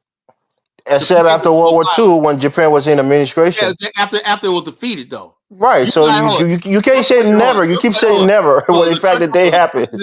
Most of the countries in Asia and Africa, right, never even put up a fight. Japan got 2 nuclear bombs dropped on their head, and they surrendered. So the bottom line, but hold up. But Japan took out millions of people in the process. They got 2 nuclear bombs dropped on their head, and they surrendered. I'd rather have their history than yours. Kyle, are you aware that Japan didn't want to trade with the United States? The United States. The bottom line, hold up. Right now, post World War II. Post World War II, Japan gave the world the transistor radio. Kyle, would you rather live in Japan or Nigeria? What do you think? Wait, Nigeria. Hold on, Kyle. I think Nigeria. Post World War II, Japan gave the world what? The first transistor radio. Japan gave the world what? The first transistor radio and the code TV. So what the hell? Were they? Was Joseph Goebbels? The technology. Germany over with this whole sound system in Germany. Well, Japan, the Japanese technology mastered all that. Whatever Germany and even Japan. Kyle, you're just sucking the Japanese. Bottom line, wait, hold on. Wouldn't it be great? Wouldn't it be great if I was talking about your country like that, Elvis? Kyle, I'm not worried about it. We know that the Japanese don't like you, Kyle. The Japanese don't like you, Kyle. They don't like you. They don't want you in your country. They was like, they'll look at you and think you're some kind of alien. It's obviously the Africans don't like me either. So what's the no, because you're African, like you said. You talk shit about your own race. I'm African. And the Japanese don't like your ass, Kyle. I'm African American. No, you just said it. You said you're African. No, I'm African descent. You said you're African. Take it. I'm not. I'm African descent. I'm not African. So trust me. Fine, Kyla. Yeah. What am I? I'm an American BK, too. Come on up, BK, and explain how the Japan. Yeah, I think DK was in the army and stationed in Japan, maybe. Post World War II. And I'm actually, do you know what the hell post World War II even means? Well, Jonathan Terrell, you don't think he knows what that means? It means after. I don't think after World War II. Because if you're saying after World War II, they had transmission radio. What the fuck were everybody listening to? Transistor radio, bro. The transistor radio. Listen to what he's saying. Not transmission. Transistor. You know what the transistor radio is? You know how you turn different stations. That, Kyla. Like that, that's transistor radio. Say that again, Kyle. Explain that. Transistor radio, where you change frequencies. That's what Kyle is saying. From FM to AM. Jonathan's the most pretending, cosplaying like he's educated, but not nigga I've ever seen in my life. Kyle, I tell you this again for free. You're an ultra crepidarian. Go look up the word and you'll see what it is. Post World War II, and then we can look at documentaries and videos in World War II. I'll find post World War II and see the very same thing that you're talking about existed before. Hold on. That doesn't make any sense. Are you misquoting again? Okay. So Kyle is telling us we African people or people of African descent, he would rather be tied to Japanese history than African history. I would. What a damn shame. Yes, I would. Tied to Japan history. Africa's a big disappointment. Even though I'm African. Hey. Can you imagine this? They would chase Kamala and make him a slave in Japan the first day. Yeah, whatever. The first day he enters that people country. Sure. Well, the thing is, I don't mind Kamala saying that because I understand Kamala's Africa's defeated. fit, right? No, because you're defeated and you're bitter by Africa. You say you have 35 years wasted. So I get it. It's coming from a place of hurt. Kamala looks at his history and he's like, my ancestors were slaves. My ancestors were slaves. We understand it, Kamala. You're coming from a place of hurt. You're defeated. Okay, I now look at my history and I'm like, yeah, we were slaves. Now I'm going to shut both of you up. Now I'm going to shut both of you up. Kamala, just say, over the last 35 years, you gave your life to a cause and nobody listened to you, and now you're mad about it. Kamala, you're bitter, bro. And that's all it is. All right, look at the total amount of electronic goods currently exported by Japan yearly is approximately 10 trillion, 50 billion yen. This is the educated Kamala who watches a lot of YouTube videos to get information. I studied this from daily necessities to systems for society. Vast quantities of semiconductor devices are used in all sorts of equipment. Half of the world's semiconductor production comes from Japan. This is not the 1800s or the 19th, or the 18th century. Yet immediately after World War II, Japan could not even manage to make its own light bulbs. Post World War II. World War II ended in 1945. Right after this war, Japan was occupied by the Allied forces, and its major cities lay in ruins. The country's industries had been destroyed, and food supplies were virtually non-existent. Stories from this period tell of 10 million people starving to death.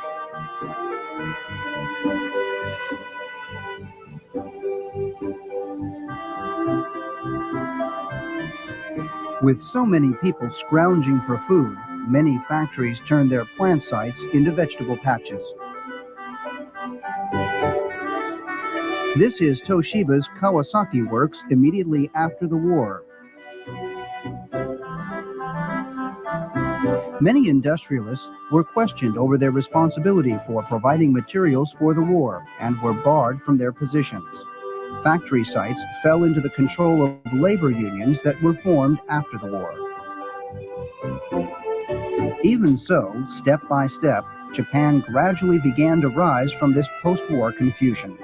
Mufasa, you know Zelda comes from Japan, right? Nintendo? At about this time in the United States, an important event helped launch today's semiconductor industry, the birth of the transistor. What lay behind this new device was an earlier invention, the telephone. Too, Jonathan. Alexander Graham Bell, who invented the telephone at the beginning of this century, established American Telephone and Telegraph Company. To convert that's a lie, right, Kamala? You gotta correct them. It was invented by a black man. Where's dollar bill when we need the stringing of telephone lines all across America. The endless demand of people who wanted to talk with those living far away spurred the rapid expansion of telephone networks. The spread of the telephone created huge revenues, providing abundant funds to develop other epoch-making technologies. In the beginning, humans linked parties that wished to talk with each other by hand. In order to transmit voices to even more distant places, a vacuum tube that amplified signals was invented, and telephone networks achieved a higher degree of clarity. Hold on, when the video stopped, the vacuum tube's drawback, however, was its short lifespan. In 1936, at the Bell Laboratories, research began on an amplification device to replace the vacuum tube. At the end of 1947, researchers finally succeeded in amplifying a voice current using a solid-state device based on germanium. It was the birth of the transistor. Man, look at those. The following year, in June of 1948, Bell Laboratories publicized its discovery of the solid-state amplification phenomenon using germanium. Oh, they whoa! Now that ain't the same color. Specialists in this did field. They invent it? Mass media or paid did little they attention to this important discovery. Oh no! Magazines like Time and Newsweek only provided a half page of coverage. The article in Time merely relates that when two needles are stood on germanium crystals, amplification is achieved, and that the name of this device is the transistor. Close to the Imperial Palace in Tokyo, the building that was the general headquarters of the Allied forces after the war still stands. The first Japanese to read about the transistor were two scientists. They were Professor Yasushi Watanabe of Tohoku University and Sakuji Komagata, a director of Japan's Agency of Industrial Science and Technology. The two, understanding the importance of this development, decided to contact interested parties to start a transistor study circle. In the center of Tokyo, next to the Prime Minister's official residence, is an abandoned complex completely covered with ivy. This is all that remains of the original electro-technical laboratory under the jurisdiction of the Ministry of International Trade and Industry. The Transistor Study Circle began to hold regular meetings at this site in October 1948. The person in charge of preparing these meetings was Makoto Kikuchi, a member of the Electro-Technical Laboratory at that time.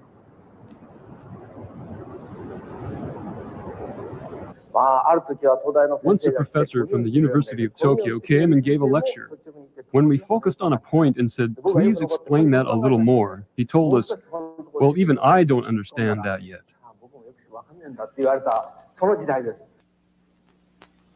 The Civil Information and Education section of the Allied Forces, which was close to the General Headquarters building, was the only source through which the Japanese could learn the latest developments in American culture, fashion, sports, art, and science. I first looked at the table of contents in academic journals like Physical Review, but there was nothing on semiconductors. Occasionally, however, I would see the words semiconductor and transistor, and my chest would suddenly warm from excitement. Here's a reference, I would say to myself. In the morning, I would be the first to get to the office, and I would keep the latest issue of Physical Review to myself. I would spend the morning copying the articles down in writing. Here is one of the things I copied back then. Because paper was precious, everything is written in small characters. Altogether, I must have copied a stack of papers like this about 2 meters thick. In the beginning, I copied only the important points, but later I would run into things that I still couldn't understand without having the whole text. As a result of that experience, I decided to copy the entire text. Because this should already disprove what you said. Relying on scant data and insufficient material, Japanese scientists and technicians began their own test of this American development by using homemade methods. Panasonic was the first transistor Carla, radio. the moment they said In a American branch made, office No, of the no, Electro-Technical no. I Laboratory said on the outskirts of Tokyo, transistor Physics radio. Section Chief Michio Hatoyama and his colleagues began to test manufacture a transistor. The people called the old wooden laboratory the stable. We had Mr. Hatoyama recreate his old experiment for us. He and his colleagues knew that if you stand 2 needles on crystals, the amplification phenomenon occurs. But they had no concept of the theory of solid-state amplification. Only after witnessing this phenomenon with their own eyes could they begin to develop their own theories.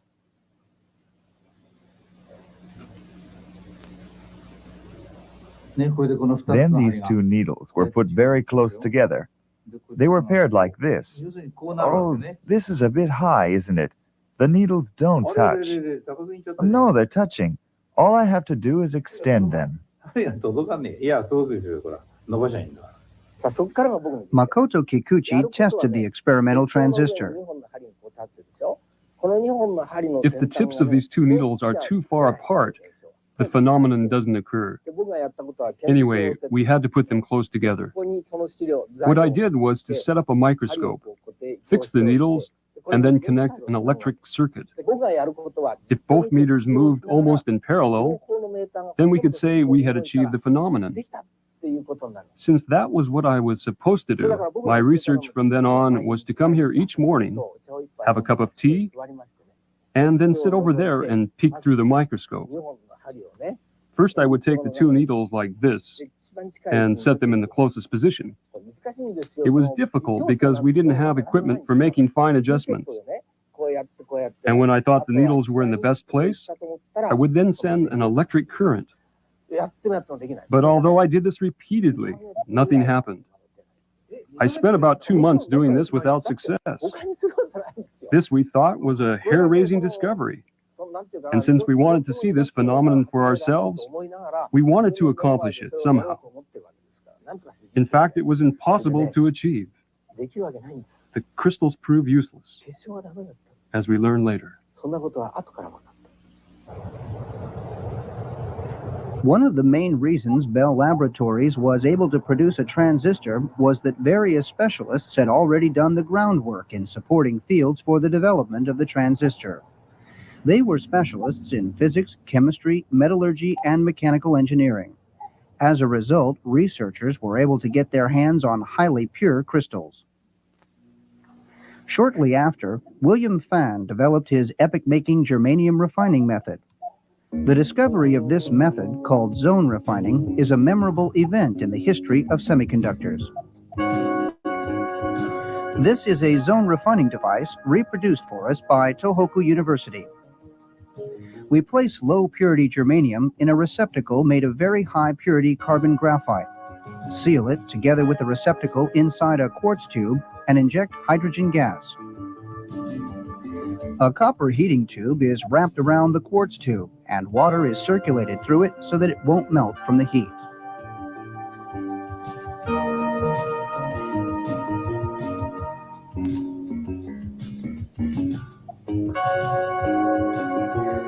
This device is the same as a large microwave oven. When the high-frequency electric current sent from here flows into the coil, the germanium inside melts, and the impurities flow. Here is an experiment of Gordon Teal. He made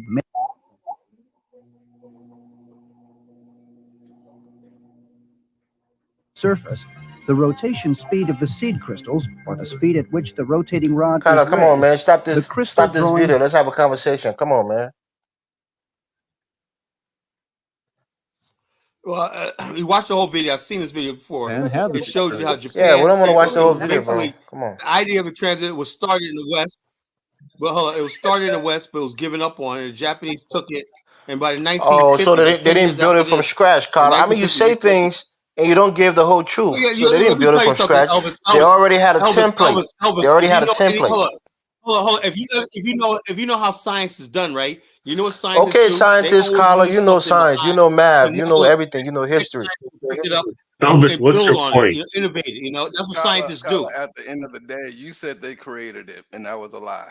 Yes. Period. This is the transistor. No, they had a template. They didn't create it from scratch. The United States started and they built off of it. Radio. They gave the world the transistor radio. When they built off of the template that was already created, Carla. So it doesn't matter. They gave the world. They finished the job. Carla does. Hey, if somebody give you a blueprint and somebody already started building the foundation to a house, and you finish the house, you didn't build the house alone. It didn't come from your mind. So is your guys' argument that Japan wasn't industrialized before World War II? What's your argument? No. He said it was industrialized before the United States. I never said that. You did say it. No, I did not say that. No, I did not say that. You did, Carla. You said it. Maybe you misspoke, but we both heard it. Did he say that, Jonathan? Hold on. You must have misquoted me. I must have. Jonathan, did he say that? Hold on. I would never. Hold on. First of all, I would never say. I would never look. I would never. I would never say that because it's not the truth. Why would I say? You said it, Carla. Maybe you misspoke. Maybe you meant it for World War II. Elvis, I'm gonna say this one time, and that's the last time I'm gonna say it. Now you're getting mad. You're getting butthurt. You're gonna throw him to kick me off. Kick me off, Carla. Look, I never said that or meant to say Japan was industrialized for America. That's the absolute truth. Jonathan, did he say that or am I lying? It doesn't matter what Jonathan said. He said because we were both listening to you. We both heard. I know what I freaking meant. Okay, then say you meant something else, but you said something else. That's what I'm saying. I never said that Japan was industrialized before America. I don't know how it came out. We were talking about that. I never said that. I agree. What? I agree. You misspoke in the same way that you misspoke that the Japanese created the transistor. Yo, hold up. Let me tell you something. What did I say? I said the transistor radio, numbnuts. I didn't say the transistor. I said the transistor radio. You understand Transistor, what I'm Jonathan, is different than transmission. You know what I'm saying? The transistor was started right there. The technology started in America, right? But Japan came up with the transistor radio. But they built on a technology that the U.S. already had. So the bottom line, you guys keep trying to, you guys want to move in an argument so bad, you want to twist my words around and say something. No, we're not moving them. I'm only moving the argument, Tyler. You just on Japanese nuts. I said Japan came up, gave us the transistor radio. It's just like which we call you could say Henry Patterson created. Somebody need to mute. We're getting the echo. Henry Ford gave us the Model T. Many different people created the car, right? Bottles of the car, but the person who actually credited giving us the automobile for mass consumption is Henry Ford. You know, that's the difference. Japan basically took the technology that was out there, the experiments that were out there, and they came up with a finished product called the transistor radio. Do you understand that? That's what I'm talking about. Even if they didn't invent it, I said they took whatever they did. Even if they didn't invent it, they still took the knowledge and created something out of it. Right? Yeah, I'm trying to tell these two numbers that. Mitsubishi Heavy Industries built all of Japan's warships, their planes. And so when is Africa ever going to get close to that? When is Liberia? Exactly. And listen, I completely agree with y'all. Have any of y'all ever used M-Pesa in Kenya? It's damn near like Cash App. Who the heck cares? Damn near inventing Cash App. What? Hold on, don't give Japan credit for shit, and then not give Kenyans credit. Okay, but you talking about little nickels and dimes. Very useful. There you go. Anything African, Kala would dime play it. Anything Japanese, he'll suck their nuts on. Come on. Hold on, JK, tell him about the Japanese mass producing of the Japanese Zero plane. That was the Japanese battleships. DK, would you rather live in? Would you rather your history be tied to Japan or Africa? Japan built the largest battleship. The Japanese built the largest battleship in what you call Tokyo. DK, are you mixed race, DK? No, I'm 100%. Hold on. Shout out to Ant Dam. He gave me a correction. This is the first time he's ever been right about anything. M-Pesa existed long before Cash App. Shout out to those Kenyan innovators. God damn it. What we do? But Kala won't give them props for having a template for Cash App. What am I supposed to do? Give Cash App? Do you use Cash App? It's an idea that was started by Africans. Cash App. But the bottom line, hold up. The bottom line is this: I have nothing against M-Pesa, but we're talking about industrialization. That's what I'm talking about. I'm not talking about that is money transfers and all stuff like that. I'm talking about that's industrialization. Money transfer is that's a bunch of nonsense, though. Man. A bunch of nonsense. Western Union money. Yeah, whatever. Yeah, but they ain't got no. Hold on. I'll show your money to your bride. Oh, whatever. Kala, was Liberia industrialized under the American Liberians? You talk about apples and oranges. We're talking about the fact that what you guys want to do is like, yeah, Africa's doing something. Okay, you got a little M-Pesa and whatnot. What the hell has that got to do with the fact that 100 years ago, this country basically was building battleships and everything like that? Japan and got two nuclear bombs. Yeah, and had two nuclear bombs dropped on their head. What? Japan built the largest naval fleet in the world. What are you talking about? And had two nuclear bombs dropped on their head and surrendered. So what? Hold on, but you look at Africa right now, you might as well drop the nuclear bombs. They had two nuclear bombs dropped on their head and they surrounded like a bitch. They got two nuclear bombs dropped on them, but look at their cities now and look at your cities. I mean, Kala, you're not Japanese, nigga. You're African. What are you trying to say? You're African, dog. Hold on. It doesn't hurt to put it. He's trying to tie himself to Japan. The Japanese don't want us. They don't want you, Kala. I'm not saying defend Africa no more. Of course, when you try to defend the Japanese, when you had nothing to do with their success, you can't attach yourself to Japanese success. You're black. No, it doesn't matter. You're of the black race. Look, bottom line is this. Yeah, I know. I'm tethered to losers. I get it. Yeah, so deal with it, Kala. We already say both. Yeah, I'm just so happy. I'm just so happy to be around losers. Kala, you are tethered to losers. You're tethered to losers. There you go. You can't skip it, Kala. You say I'm tethered to losers. You know. There you go. So leave Japan out of it. You can't be Japanese. You'll never be Japanese. You can't click onto their success. Be proud of being Africa, even though we ain't You got can't tether yourself to Japanese success, Colin. Tether yourself to African well, I don't success. care. I like success. Tether man. yourself to Look, I mean, look, I Masessa, whatever it's called. I'm just like this. I'm just Professor. objective. I sit back and Ladies and objectively. gentlemen in the chat, I want y'all to know that Kala cries every night over a bowl of miso soup that he is not from Japan. He's not from Japan. Colin Madden said he wanted to be a samurai. Go ahead. I'm gonna get everybody. DK, what's on your mind? DK, Kala, you over there crying over chime miso in soup. that, Yo, be quiet, Elvis. I mean, I'd rather whatever, have miso Elvis, soup Jonathan, who the fuck cares? than. Yo, look, I'm trying to get somebody else to talk, man. You want to talk stupid? Shut up. DK, what's on your mind? I will say this about China, that before they made the deal with America, they did have nuclear bombs. So I'll say that. What? They were a nuclear power. You said what? About Japan or China? China. But what does China have to do with this? I'm just saying, you spoke on it earlier, that they did have nuclear bombs earlier. China China had nuclear bombs? When? Yes. In 1960s. Yeah, that was after 1945 when the U.S. dropped 2 nuclear bombs on the head of Japan. And they surrendered. Well, when is Africa going to get some nuclear bombs? I mean, bro, are you black? Are you African? Or you have an African descent? I'm black. Stop being proud of the Asians. You can't tether yourself to Asian success. You're African black. They got nuclear bombs. Iran's making a nuclear bomb. North Korea is making a nuclear bomb. When is Africa going to make? Bro, you're part of the African race, brother. If we feel, you feel too. I want us to get some nuclear bombs. Yeah, me too. So what are you saying? Right. It's not a flex against the black race as a whole. It is black nation. Black race. The black race is a joke. Does African American have a nuclear bomb? No. Okay then. We don't have we're all in the same boat, bro. Yeah, unfortunately, man. Yeah, it's good company. I'm gonna vote with losers. Okay, yeah. Yeah, Carla, you can't escape your lineage. I know it makes you mad, it makes you bitter. I really but feel you're black, bro. Right about now, you're a black man. You can't change your color, Carla. Maybe you go try to get some bleaching cream and make yourself give yourself a little, slanted eyes, and maybe you can pass for a half Japanese. Bottom line is, I'm telling you a bunch of losers, man. Listen to people talk about being black like it's a negative. God damn. Yeah, Carla says it's a negative. It is a negative. You want to be Japanese? I bet Carla probably watch anime. Carla, you probably watch anime and shit. Hold on, this is what I'm talking about. Hold on, Elvis. I did a show there. Look, I did the show the other night.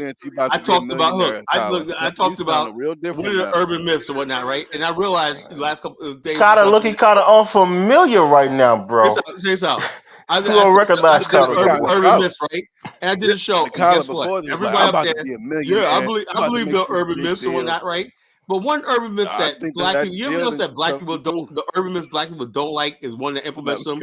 I said there's an urban myth going around saying there's a conspiracy basically to turn rap into a genocidal, whatever like that. Black, oh no, that don't exist. No, there's no conspiracy. Rapping poison our kids' mind or whatnot. They don't believe that urban myth, right? But they'll believe every urban myth out there, whatever. But that one right there, that talking about I gotta give up my hip hop. No, please, nigga. It's another urban myth, right? Is weed is good for you. God, you're just coming up with all these different talking points, bro. No, I'm just talking saying, about that, bro. Urban myth. Hold on. Let's see who's on the panel. Is marijuana, ganja good for you? Yes. Oh, okay. See, yeah. And that's a lie too. Carla, have you ever smoked weed, Carla? Yeah, I quit it. You quit it. I bet you was a habitual weed smoker. Look, I quit it. Interesting fact, I never smoked weed. So the bottom line, okay. But I smoked weed one time when I was 15 years old, and I never did it again. Let me guess. Who the hell am I to come up? Let me guess. Weed. You guys thought you were gonna get rich off the weed industry, right? A couple of years ago. Carla, I haven't smoked weed in 15 years, or maybe almost 20 years. Weed's gonna create so many jobs in the black community. Remember that? No, I wasn't intelligent enough to sell weed or drugs. So fortunately, weed. So I missed out. Weed could kill cancer, right? Urban myth, man. Weed. You guys believe that shit, right? Who the fuck said that, Carla? That's what you guys believe. Carla, where you get this information from? You got hold on. You just said weed is good for you. Tell me, Jonathan, how's it good for you? The medical researchers say weed is good. Oh, okay. Yeah, Medical weed is good. Weed is actually used, Are you? not weed in I'm itself, sorry, but the Kyle. Are you THC. the doctors? Yeah, The the THC is used for medicinal purposes like Yeah, glaucoma but Hod's and getting other high. medicinal Hod's getting purposes. high. Yeah, I don't like to be outside of my regular mind. I don't drink. I don't smoke. I don't like to be ultra anyway. So I don't like getting this. stoned out of your mind, smoking a get bong high. They're doing better is than you, actually Kyle. good for you, right? Okay.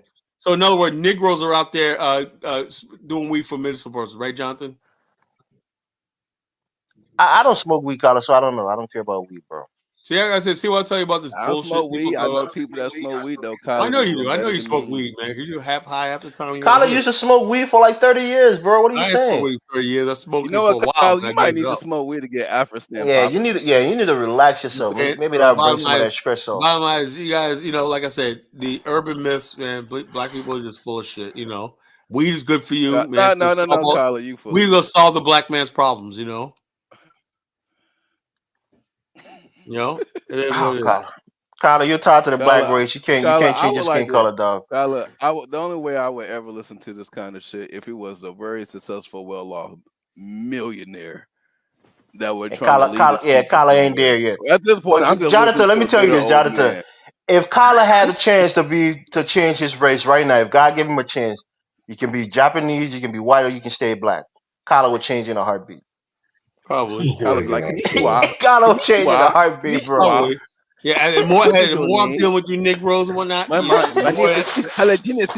like, what the fuck would God do to me? What did I do to deserve this shit? Kyle would see every time Kyle would see that as a redemption, bro. Every time I meet people like Zongo, Elvis, and all these other cute balls and whatnot, I'm like, yo, man, what the fuck did I do to deserve this shit? Kyle, I'm sorry, but you only meet us on the internet.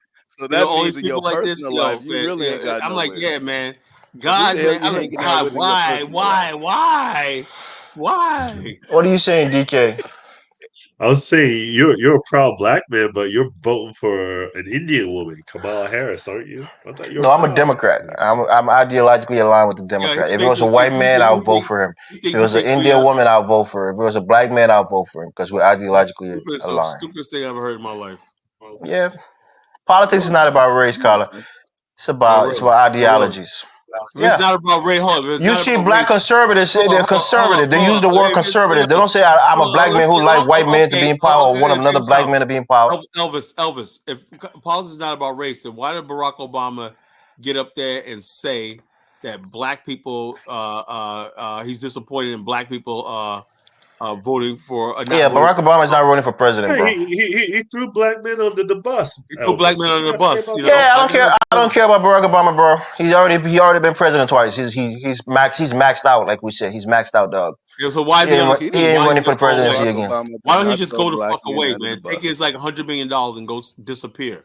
Yeah, bro. He's done with. He's not running for office. He served 2 terms. He beat a white man twice. He needs to get the fuck off the scene. Yeah. You mad, bro? Yeah, he needs to get the fuck out. And stop telling him. I don't know what he does. He just don't come up to us. Kyle, you mad, bro? Kyle, did you vote for I'm mad. I'm mad. You know what I'm saying? I wish all you people Kyle, that's not African American. Kyle, did you vote for Obama twice? Did you vote for him twice? Yeah, I had. That was before I didn't know anything. You know he did. Nah, Kyle, you were like 40-something, or you were like 30-something then. So you were grown and conscious enough, and you still voted for Obama. Now you talking shit about him. Stupid, Nah, you're in your 30s or 40s. Must have been listening to some Liberians or some immigrants. Yeah, Obama and whatnot. Kyle, you're so gullible. You let people sway you, man. You're supposed to be standing on your square, dog. I realize all you goofballs. Why am I voting against? Why am I voting against deporting illegal aliens? What the hell? I'm not a legal alien. Fuck, I care. I care. I realize, man, I don't give a fuck. I can't be deported. So what the fuck I'm care about? Kyle, you always worry about somebody being deported. There are a lot of people that got citizenship and got documentation. They're not going to be deported unless they commit a crime. You get that shit deport. You get the wrong DUI or something like that. They can deport your ass. That's why I've never been arrested. I've never been in a DUI. I barely get a train. Time, man. You never know. No, Kyle. I'm a law-abiding citizen. Kyle, why would you wish that on him? You be wishing shit on people, right? I ain't wishing that on us. Give it time, man. Elvis, is Minnesota one of them sanctuary states? Yeah, it is. I don't Well, think maybe- so. He ain't That going nowhere. I know somebody. No, it's not. I know somebody who been deported before, but he was an idiot. And from the Liberian community, he had a couple of domestic violence. He went to jail for beating his Yeah, what ex. if your wife Came starts back getting Over and got- over and over again. Carter, my wife and I, we've never fought. man, We he never got got that crime what if spirit. in a He physical got that crime altercation. spirit What about from somebody there. lies on you and says you don't like what you see on social media? Says that guy Elvis is doing this to his wife. Yeah, because it will be proven quickly false. Because I don't live my life like that to put myself in those kind of conditions, Carter. Well, Elvis, you have a U.S. passport, right? Yeah, of course. Okay. Why do you ask that? Is there a follow up? Yeah, so you're good to go. Yeah, I mean, come on. Even people who don't have a U.S. passport, people who have a green card, you can't just take away their status arbitrarily. You have to go through a court system. Yeah, you can. You know. You say, man, give me that. No, shit you can't, Kyle. I mean, you're wishing it. That's why I say you're so bitter, angry. You're wishing that immigrants just get arbitrarily deported, bro. You guys just sit in the corner and shut You're up. just mad. You just mad they're on the plane. They're on an even playing field with you, Kyle. Oh, please. Damn, bro. No, it is. You're just mad. You want them to be in Africa, suffering, living in poverty, so you can talk shit over them. But while they're here, you don't have that much leverage over them. I wish you guys just shut up about this Democrats and shit, you know? We're not even talking about politics. We stopped talking about politics for a while. All I'm saying now, I'm rooting for Kamala. If she wins, great. I'll be relieved. If she loses, great. We'll live through another 4 years, hopefully. So that's what it is, bro. It's not the end of the world. You guys make it like it's the end of the world. Now, what is Zongo talking about? Let them live in delusion. What delusion is he talking about? You know, they have this alternative reality. What is Zongo talking about? Because you're talking shit about immigrants. Zongo's an immigrant. You don't like your rhetoric. Oh, what am I saying? You know, what am I saying? You're saying that you're going to get deported. Oh, that shit. And Zongo is actually worried about that shit. He thinks if Trump wins, he's probably going to get deported. But I know Zongo's worried. And you know something? I might take a part-time job with ICE. You know? Yeah, we know you, Kyler. I mean, Kyler, you're so angry, dog. Yo, you'll see me up there, yo, man. Hey, that's Colin, man. Now you know why Africans don't give you any other damn money to donate to your channel, bro. Nobody want to support you. Africans don't donate to nobody's channel, man. That's not true. They donate to. They donate no. They donate to Afrodamas. They donate to Dynast. That one Nigerian if Trump gets in and appoints Kamala, immigration czar, you all in trouble. Yeah. And we're gonna take everything that he has in Liberia. Once he start going against immigrants, we'll put a fatwa on him in Liberia. No longer can it return to Liberia. A fatwa. Africans like that dude, that clown basketball player. What's his name? From Miami. Whatever's his name. Bam Adebayo. No, the one that basically made the comments about Sudanese. Oh, Gilbert Arenas. Yeah. And which the Africans were like basically, because I'm on TikTok trying to be like, yeah, he's an asshole. He should have said that, whatever. Africans was like, yo, man, we're gonna all pray and we're gonna Mother Africa's gonna curse him now and all this kind. Like, what the hell? They're like, Africa's gonna curse you and whatnot. Like, dude, this dude just told a joke, man. Even though it's a bad taste and everything. Why you gotta freaking talk about cursing? His joke was actually less offensive than some of the shit you be saying, Colin. How like what? What did I say? He said that Africans don't even dudes are playing basketball that look like they never wore shoes before. Oh, that's I never said nothing like that, right? Nah, you say crazy shit. You said look, I put myself in the middle of this, right? I'm a sub-Saharan African, right? I take that L. You know, you're 30% Nigerian. Don't forget that. You know what I'm saying, no, I'm like 25% Nigerian. That's too much. You're the bottom line is I have a sub-Saharan African. Kala is a Yoruba. It's a Yoruba. No, I'm not a Yoruba. I'm Eastern Yoruba. No, I'm Eastern Nigerian. What do you mean, though? What do you got against the Yoruba, Kala? Kala hates Nigerians with a passion, especially the Yorubas. Yes, tribe. Get out of here.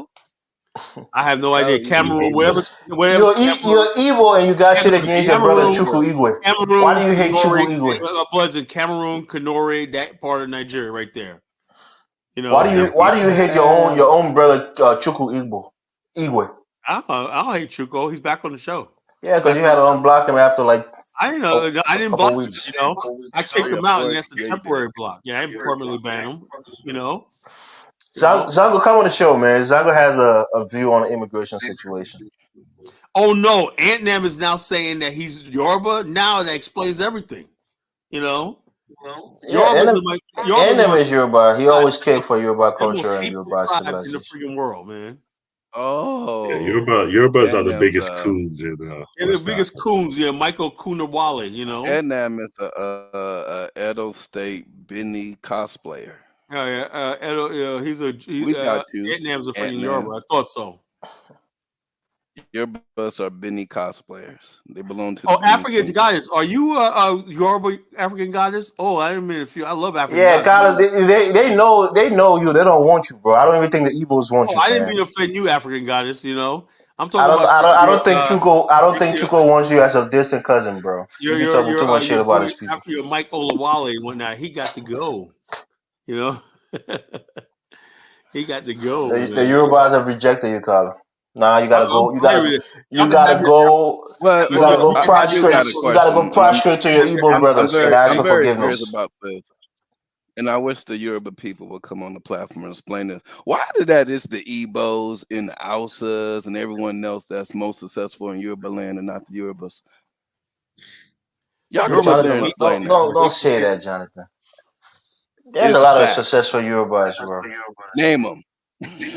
Mike Adenuga, Atito Dola, if I'm pronouncing their name. Mike Adenuga is the chairman of Globe. He has the telecommunication. He has I think he's the owner of Zenith Bank. Telecommunications is the easiest thing. All he's you a do billionaire. is managing. He has some oil interests. Telecommunications infrastructure. So he's one of those what they call the IBB boys. You know, the Ibrahim Babangida boys who really got wealthy when Ibrahim Babangida was the president of Nigeria. Because he's taking over state institutions. Yeah, pretty much that's what it was. Exactly. Bro. No. You know what I'm saying? Yeah. So they ain't like Babangida gave a lot of them, you know. That's how most Africans get rich. I didn't know it was this bad.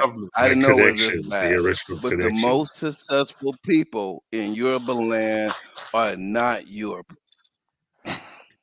I mean, you mean what? The in terms of have allowed industry, in terms of Nigeria to go into the area and become successful and thrive and control it.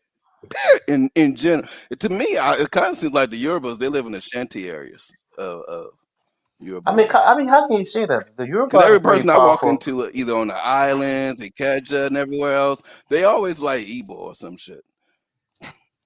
No, the Igbos are industrial people. They have certain gifts. The Yoruba have their own gift. They went to the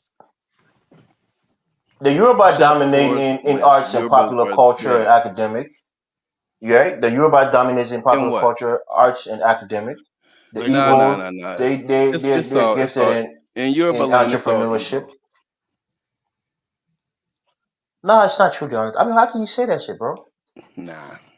A lot of that. I mean, most of the Nigerian billionaires are Yorubas. Yeah, there's a lot of Yoruba billionaires. There's a couple of Igbos. Why is this fool calling me a baby boomer? Oh, you're not a baby boomer? Are you trying to be funny? I'm actually, I don't know what are these different terms. Where do they come from? Gen X, dickhead. I think Kamala. What is a baby boomer? What is a baby boomer? What is their timeline? Was born in the 1940s. 1940s. Okay. I think you're a Gen What are you? You're Gen X. What is Gen X? 1960 and up? In 1965 and up to 1979. Okay.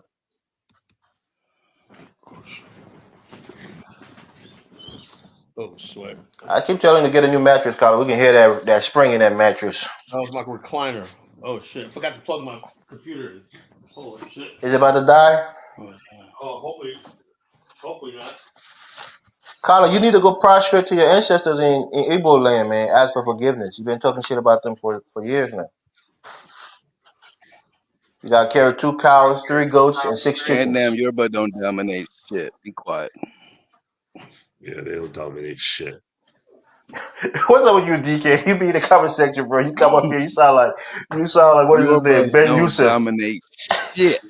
DK sound like Ben Yusuf.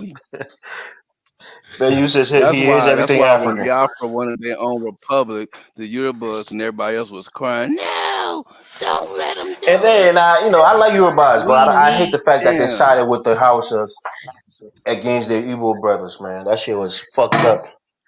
Well, Yoruba are weak, so they're weak. I don't know why they sided with the Hausas, man. That shit pissed me off.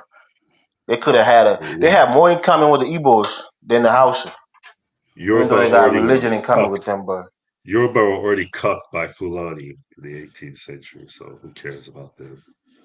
They're Yeah, the cucked. Yorubas, they I mean, I thought it was very interesting that Lagos voted for Peter Obi. And then it dawned on me, how can that happen? You got your own, very own Yoruba No, but person. that's not true, Jonathan. You know the Peter Obi didn't win Lagos. Tinubu won Lagos, even though that people feel like You they kind of sure he rigged it. didn't win Lagos? No, in the official results, Of Tinubu course won they Lagos. rigged it. He won all the Yoruba states, Ikiti, Oyo, Oshun. You know, I mean, everything was up down the tribal lines, right? All the eastern states, Nope. Obi won. It was everything was Oh, down the and tribal lines then. No one beats the North.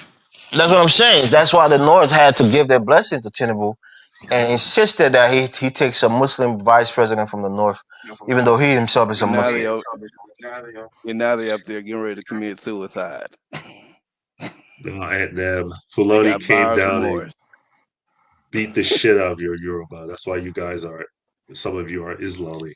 DK, are you Igbo descendant? You sounding like you're Igbo, man. What's up? Yeah, bro.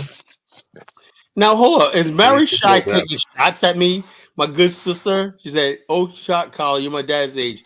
Are you trying to say your dad's only That's like in not a his shot. 50s?" Mari Shai is in her early 30s, bro, or mid 30s. So You she. know, Oh, okay. That's not bad. Your dad must have had you young then. Yeah, that's what you She's saying. Your dad must. 36. Yeah, I'm in my 50s. call it 55. You're almost going to the Yeah, I'm in my 60s. 50s. So that means okay. I'm 20 years And older than now, you. Miss Right? Universe When is your birthday, congratulations Carla? before Did the you already have a Fulani birthday, or is it online. coming up? My birthday's in December. Damn, Carla, you can almost retire in the next couple of years, bro, Yeah, so whatever. I'm not and gonna go retire. and go enjoy I just Liberia and go on the look. beaches. I have a big agency, right? It's growing. Everything. I just contracted a guy. The guy that I started with, used to look. He trained me. Now he works for me. You know. And guess what? He's 60. He's gonna be 65 in February. Now this guy trained me, right?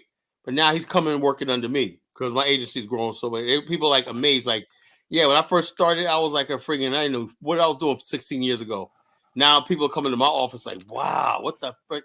And I'm gonna say that because like I said, we have a good team, and it ain't me because I'm still learning, But the bottom line, I've been blessed because I stuck with it. That's what it goes back, goes about. If you stick with something, right, and you're single-minded, you'll make it. No matter what you put your mind to do it. You don't no matter what race, color, or whatever you are. And I said my advice to anybody, right, is this, right? And I have nothing against Pan Africans, and I say stuff and whatnot. Don't take it to like but what I don't want is I'm sick and tired of people basically walking around depressed, angry, and hopeless, right? Based on the fact that they're black and stuff like that. And people telling people that it's hopeless because you're black and everything. There's a whole world out there. And let me tell you something.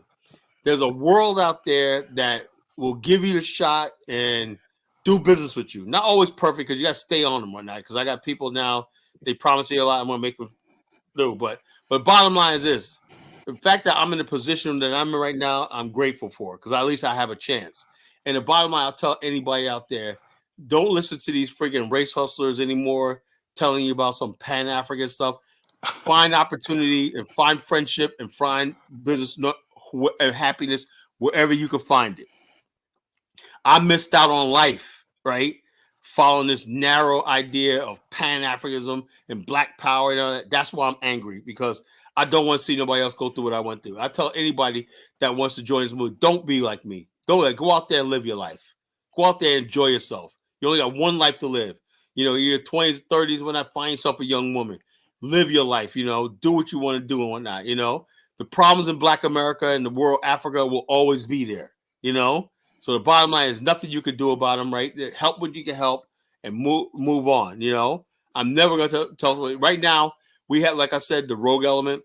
We have people going around shaming Black people, right, for doing well. I hate that shit. Yeah, I'm doing well. But what about the motherfuckers around the corner? Oh, yeah, man. Yeah, such. Motherfuckers just went through all these years to get their degree and whatnot. They got that job making $80,000 a year and whatnot. They got a nice car. Umar Johnson called them boule and bourgeois and blah, blah, blah, blah, blah. my main thing is you only angry because they got money and everything. I know it, right? It's like it's jealousy and envy under the guise of self-help and social justice. You know, it's jealousy and envy. And black people, the biggest detractors about black people are black people themselves. You know, they're jealous and envious of your success, or you want to break out and be, or your happiness. You know, anybody who's or avoid the unlucky and the unhappy. I have to tell you that from the bottom of my heart. Avoid the unlucky and unhappy. Anything after that, You're projecting, everything Carla. fair game. Yeah, that's a hell No, of I'm a dead projection serious. right there. I'm not projecting.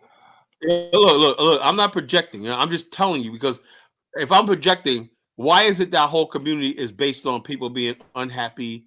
Why is it that people always say, "Oh, woe is black people. Woe is black people. We gotta do this. We gotta do this." And people are like, I want to be around black people that's making it. I want to be on us winners that are saying, "Yeah, let's get together and play some golf. Let's get together and form social clubs and everything." Yeah, internet is cutting out, Carla. You're breaking in. I thought it was me. Let's put our money together and do this. Let's do this. Like, yeah. Why is everything got to be this friggin' chainable on they called the so-called the black Carla, you America? Monrovia right now? Care. That's what I'm basically saying. Okay, well, I don't know. Carla, I don't know what the hell you saying. Testing, 2, No. 3. I'm like this. My whole thing is No, the black community. Your orange connection is free. bad. We're not free. We're not free because we got people. As long as we got poverty pimps, we're not free. Can you guys hear me? Yeah, Carla, my advice is to stop being bitter. Stop spreading negative rhetoric. Try to bring more peace between people. You know, build love instead of building hatred. Those are my advice to you. But first, you got to work on yourself. Get that bitterness out of you. 35 years of working for something that never materialized. I feel your pain, but turn a new course. Turn a new leaf. Be more peaceful. Be more welcoming. That'll make you a happier man. I guarantee you. I am a happy man. But bottom line is, I tell you right now, happiness projects, Carla. Happiness projects. I'm happy. Look, I'm no, happy. You can't just tell yourself you're happy. People will tell that you're happy because of the way you speak and the way you embrace others. Hold on. Why is it that somebody always telling me come to blah blah? So why would I go to Sokoto, Kaduna, Katsina, or in the north in Nigeria? Why would I go up there? I'll be dead in like 6 months. You know, they will get you kidnapped. God forbid anyone go up there. Okay. Yeah, do not go up there, Carla. RP to Deborah. Don't go to Yobe. Don't go he to did not deserve Borno. To be killed by those bastards in the north. Don't go to Gombe. Don't go to those northern states. Dynast sounds happy. Is he? Yeah, because what he projects. Dynast is not bitter. Dynast is not spreading hateful rhetoric. His politics is different than mine, but Dynast don't project, anger or bitterness. Are you sure about that? Hold up. But he calls me with his banger sometimes. When he unleashes on me sometimes. Like, yo, man, I don't believe this. Yeah, he'll do that privately, but we all get. I'm just like a person. I just say what else on my mind. I say it here publicly, whatever. Like, but I'm not an angry person. I'm very, very happy in life. I am. I'm a happy person. I am happy. Carla, I don't think so because you have Carla. What we hear on this platform, Carla, it's not. It doesn't sound like a happy man. I tell you what, my Pan-African world and stuff like that. In that world, I'm not happy. But in my personal life or private life, where I live, my real life, I'm very happy. No, Carla, you can't suppress happiness. It projects. It oozes out of you, bro. Basically, let me get this, Elvis. I'm supposed to get up here and say, "Hi, my lovely black people. I love y'all so much. Y'all built pyramids. Y'all built civilization. Listen, you want me to do that? So you're mad? I mean, it's not about being, a liar. It's not about being delusional. We're not saying to be delusional. Hold on. You see dusty niggas on the street corner. Should I go up to them and tell them, you know something, brother? You are somebody. True happiness comes from a place of peace, not a place of delusion. No, I am. You're not at peace with yourself, Carl. I am at peace with myself. Oh, you hate Africans. You hate immigrants. I don't hate that. Look, you're disappointed. You're bitter about the last 35 years. Elvis, you haven't formed peace. I do not hate Africans. I am just basically as his. Let me ask you a question, Elvis. Right? If you're a black African American and everything like that, how would you feel after everything's said and done About Africa and everywhere? Would you be happy or would you be like, something just not quite right? look, you can't. The word around I'm you happy. I'm an is African right. American. The word around you is shit at times. There are a lot of places where terrible things are happening. You can't be one of those people where you watch the news and somebody Well, it dies or depends on. kid. Hold up, just depends on what your happiness about. I'm not. If you're a degenerate, right? You can be happy anywhere. I'm not a degenerate. No, Kyler. So what are you saying? You're depressed because No, Africa no, no. See what is happens not is in a if good you are like place. basically like a mediocre person, you can be happy anywhere So you because must you be know your mediocre, then, ceiling is Jonathan. like right there. You must be, No, Jonathan. Are your you ceiling, mediocre? your Kyla, you've been to Liberia maybe twice, No, I've been there and 4 you've been times. Right? talking I've about been there four building an times. Afristan So what's with your a point? okay, What's your point? 4 times, cool, beautiful. What's your point? And in your 4 times of going to Monrovia, you've been 30, 60, 90, 120, 120 days tops. So what's your point? And you're supposed to be building an Well, and you're look, supposed to bottom be line, building an Afristan, that was right? just something. That was It just something. means that you Look, that wasn't really as committed to it as you think look, you was. that right there, that movie, like that, like I said, you want to know why I'm angry, right? Because I understand, like I just said on the top of the show, right? I said the problem is destroying Mhm. Black America right now. And just like Garvey 100 years ago, he said, look, if this is blah, blah, he laid it down. He said this was going to happen 100 years ago. You would think the guy was a fucking prophet. Like you said, Garvey was wrong. Dude, he was not wrong. Yeah, it was wrong. It said there was no black leader during this time period. everything Yeah, he I can look back predicted, and see a right? whole bunch of You know, them. check this out. Everything he predicted was, he said, look, even if you create wealth in America, right? He goes, a black man, he goes, where's you got passions, you got dreams, you got a way that you see the world that you want to. You know the difference between us and the white man, right? Like you said, you mentioned Hiroshima and Nagasaki. The white man basically gets to wipe out his enemies, right? Black man got to sit back because we decided to become Americans, right? Our enemies around the world, whatever like that, we can't do nothing about our external enemies, and we can't strike out our internal enemies. So you gonna tell me where's our soul? So how can you Kyla, actually where be your happy? soul? How can you hold on? How can you be You're an American, how can bro. you be You're actually projecting You again. Jonathan? How can you be happy in captivity? How can you Kyler, be? there's one day you're bragging about the fact that you don't wish to be anywhere else but America. You're happy that you're an American. I know. And the next I'm day happy. you're saying that you're in captivity. Hold on. Check this out. Given what the alternative is, yes, I am. That's sad though, isn't it?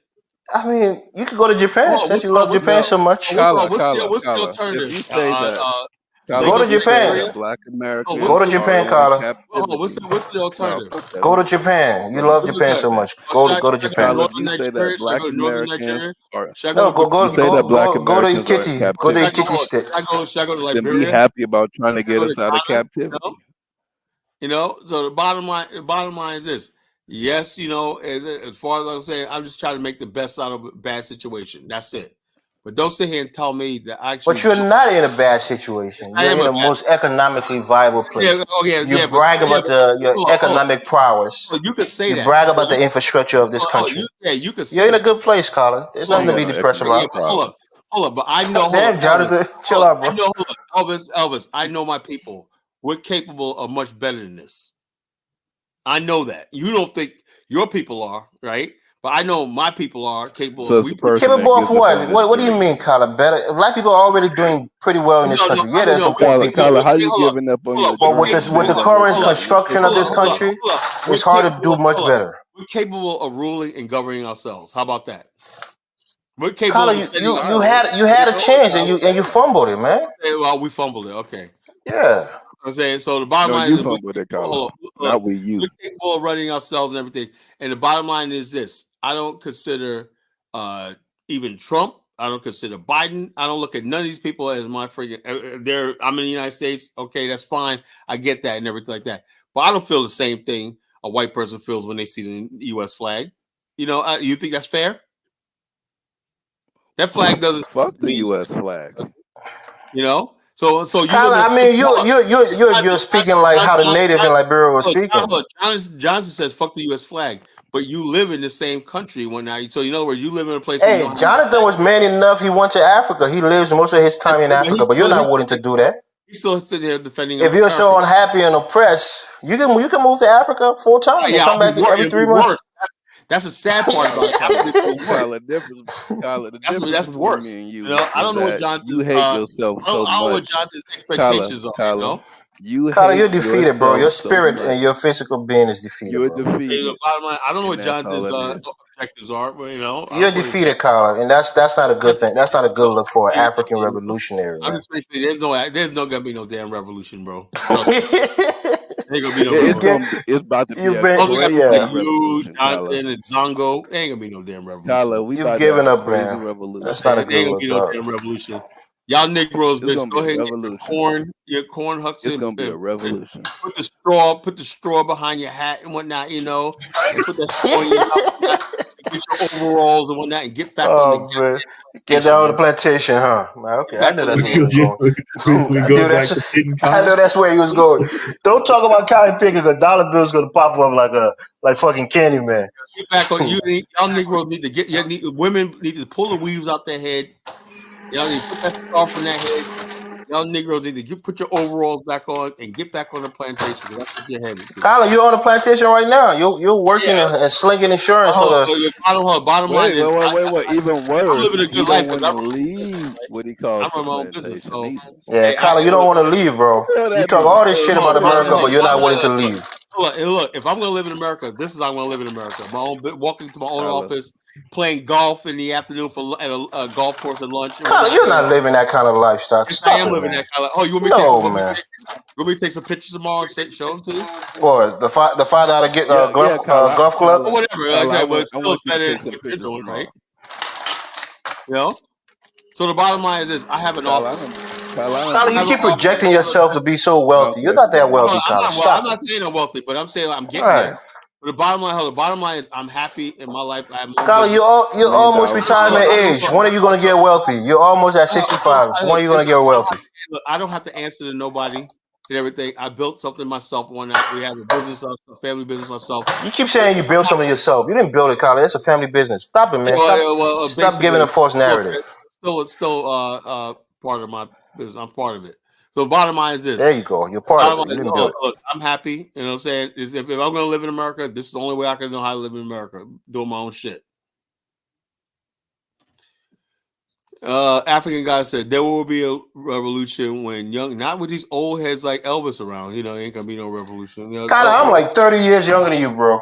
It said, yeah, but the bottom line is you sound like an old fool, It's called maturity. It's called maturity. No, he's not an old It's called maturity. And you'll be a rebel when young people are fed up with these. Look, and start. Kyla, why do you read like you're mumbling? Did you learn how to read, Kyla? You never read these comments fully. You just read like you're. I disagree with African goddess, right? She says. What does she say? Read it out. She says that revolution when the young people are fed up with when these masses are started. What? Kyla, gotta go back and read it again, bro. What are you doing? It will be a revolution. The young people are fed up, and when these mass deportations start, it will speed. Look, the mass deportations. You finished the sentence, Kyla. I said it. You didn't say it. You just said it, and you stopped. You can't finish a sentence, Kyla. Start. It will speed up the revolution. How does that happen when you're being deported, right? We're going to do a revolution. There you go again, wishing that people get deported. There you go again, wishing people get deported. You're so angry and bitter, Kyla. Who are these people? Who's getting deported? Who are these people that's getting deported? Africans? How many Africans you think came through the border illegally that's going to get deported? Most Africans come up. Who is she talking about? And she's talking about the Mexicans and she's talking about the Africans, Talking about the Haitians. They're going to rise up. Oh, yeah, okay. Okay. Yeah. All right. Yeah. All right. Yeah. Zongo, come on the platform, man. Kyla, Zongo said, "Stay in America. Step foot in Liberia, and you'll get your ass kidnapped." Ask Carthy. You know how many people I got on the ground in Liberia right now? But did that really happen? Who is Carthy? Is that somebody that got kidnapped in one of these African countries? No, that ain't what happened. She left like Gambia. Gambia. She didn't get kidnapped. She ain't get no She got kidnapped. the hell. But Zango, don't be saying shit like that. Our Kathy had a bigger mouth. Kyler don't talk like this when he's in Liberia. How you know I don't? I guarantee was a solid woman. Ask me. She was over there while y'all over there letting those white people walk around with y'all children and stuff. And she was right. Y'all got mad about her. Imagine that. African goddess. Are you Igbo land? Are you the lady that's Igbo land? You kind of sound like her. But I don't think so. But I think African goddess is Igbo, obviously. She's your sister, Kamala. Igbo land. I think she got arrested. Yeah, I think she got arrested because many people suspect that she was extorting.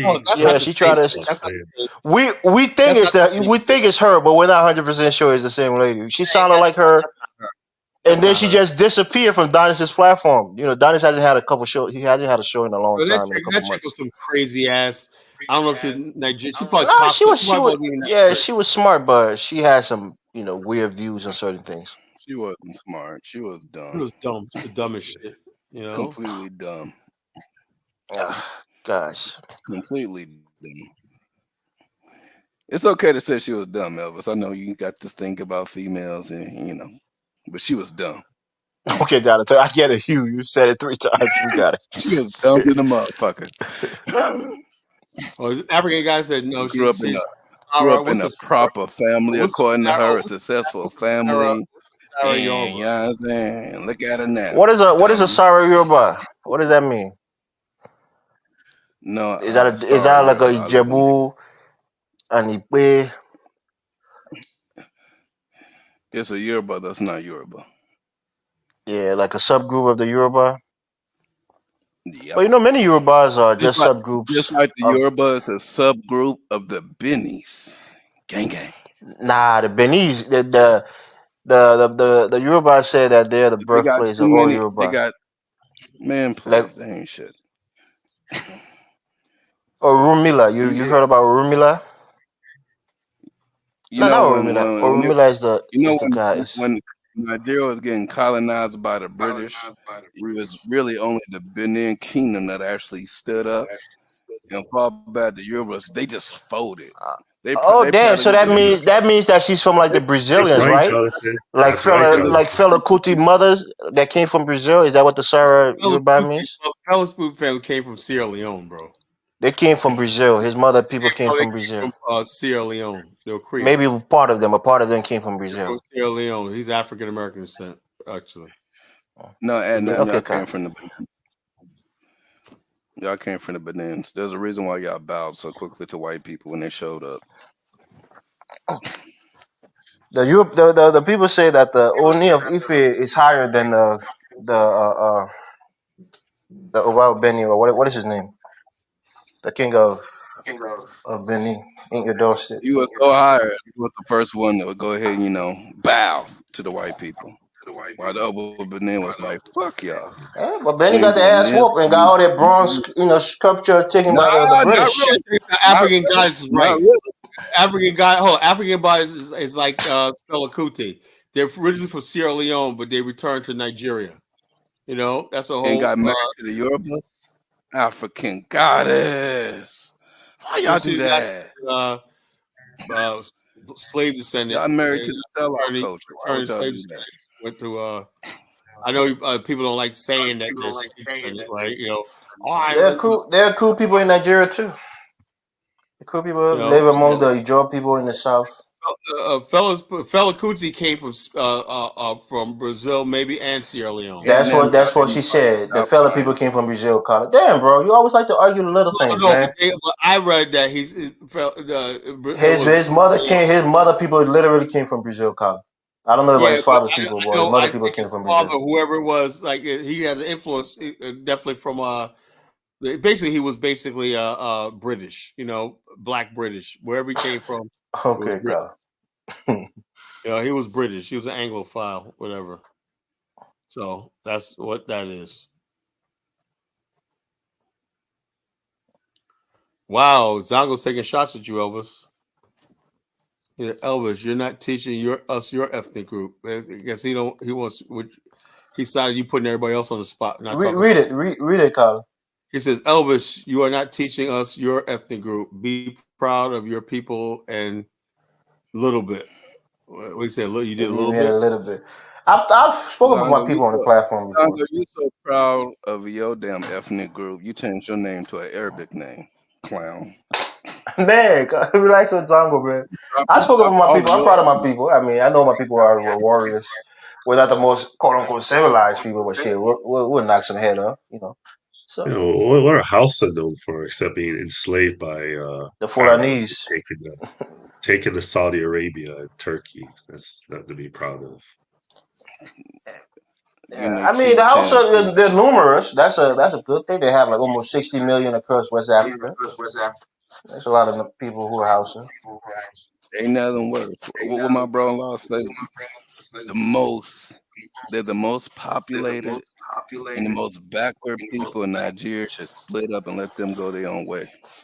Yeah, I don't know why the Hausa. I mean, I think they do that for political reasons. Because you have like the Majuri boys who just sit on the road and beg for money. And I mean, there are millions of them, bro, in the north. They just sit and beg people for money. And their parents will send them out there to look for the family's food for the day by just begging and not going to school. And that's why Nigeria split up.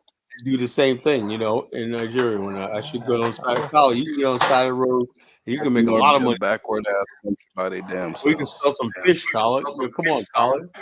You know, and that's Zongo's people, bro. Zongo's talking about being part of your tribe. That's Zongo's house of brothers. Hey, then Gote's doing it. He's doing yeah, Don Gote, another guy called Rabiu. But most of those guys just have a monopoly on the. Just say the people who are connected are doing it. You know, a monopoly that was given to them through the British exchange. You ain't connected.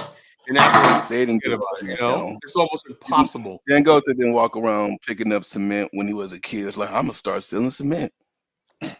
No, but his grandfather already had a great, a large business. His grandfather didn't do it. Commodities. That's what he did. No, his grandfather, I think, started in was it Ghana or Ivory Coast, where he was doing like ground nuts and cola nut business and made a lot of money with it. The first Nigerian business was actually run by a Liberian who had a business interest there and pulled out during the Biafra War and gave it to Nigeria. The first real business enterprise in Nigeria. Oh gosh, Colin, was he American Liberian? Of course he was. What do you think? Now you're trying to claim Nigerian history that the American Liberian built Nigerian's industry, Colin. Damn, Colin. Stephen Tolbert, right? Stephen Tolbert told me a story himself. His father was Richard Tolbert, he was supposed to be the first Africa's first billionaire. He died in a mysterious plane crash in 1974. And he basically had the Maserati group of companies. He was a multimillionaire of Liberia. You know, the Maserati group of companies, you know. And Steve Tolbert told me, he said, look, yeah, he said he had another person that was connected with the Maserati group right now that was into, like, I think it was peanuts harvesting and distribution and something else in Nigeria. But then they pulled out. He should have stayed. He said they pulled out. They just got spooked and pulled out during the Vietnam War and sold the business to a Nigerian. The guy ended up becoming like a billionaire. You know? Okay, Colin. Your people are great. People realize that. People don't realize that history when people even forget. Like people are saying, Nigeria was very, very backwards at one time. You know, they advanced a lot over the years, right?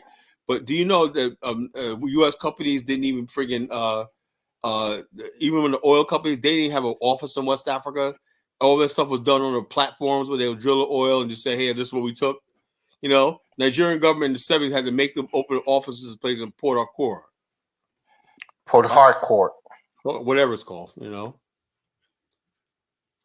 So, Kyla, you talk like you got food stuck in your mouth, Kyla. So it's like this. Anyway, fellas, man, I'm gonna friggin' go ahead and go because I gotta get up. I got a long Monday, busy day tomorrow. Got a lot of business, a lot of money to make, and everything. You guys want to stay on? You know, you can stay on and talk. Let's see if Zongo wants to come on, so y'all can get up. Yeah, post a link. I think Zongo wants to come on and defend his house of brothers. All right, Zongo, you can come on. I'm getting off it. So Carla, that is not the link. That is the YouTube link for the video. That's not the StreamYard link. Oh yeah, sorry. Doesn't Europa land have the highest amount of open defecation in the world? I mean, why you guys keep coming against these people? Yoruba are successful, bro. They do a lot of great things in Nigeria. So does the Igbo. So does the Hausa. You know. But comparatively, I think the Yorubas are the most educated in terms of education and higher education. The Igbo do the most small businesses. They're the most entrepreneurial spirit. The Hausa have the most political influence and military might. So everybody has a little piece of the action in Nigeria. That's all. All I know is if you're black from America, you can forget it, you know? If you're black from America and you have damn near half Nigerian, Colin. You know, Zongo said, we know you don't go to work. Now I don't work now. You know, I'm a bum. Damn, Zongo calling you a bum. Yeah. So Zongo's mad at me, man. Zongo said you're caping when you talk about having your business, man. Yeah, he's calling you out. So I might do a show from my office. You know that? I might. Colin, we've seen you in your office on Dynasty's platform. One day when nobody's at the office, I'm gonna do a show from my office. Then you guys are shut up. Oh, then that means that you can't do. You're not a big boss there, then. Because if your sister is there, that means you got to be working when you're in the office. Just I don't bring politics. I don't shit where I eat, for the most part. Nah, because she's gonna tell you, Dwayne, get off the damn phone and come and do this insurance business. Whatever. Might talk I don't do none of this stuff while I'm at my big. I focus on my business. But one day I might just do it from my office. So. Gotta stop bragging so much about that shit, man. You know, you're not the big boss. You're not the progenitor of it. You're not the proprietor of it. Anyway, folks, you're just a worker. I'm gonna go ahead and end the show. I thought Zongo would come on, but Zongo's scaredy cat. He's a scaredy cat. Zongo laid up with his African American boo in Seattle. Yeah. Like I said, there's a couple things that's impossible in life, right? One is getting Negroes to realize the truth, and another thing that's impossible is Zongo, the image of Zongo and Michael Wally pulling dime pieces. I just can't really get that, you know. You're the one that was talking about pulling dime pieces the other night, Carla.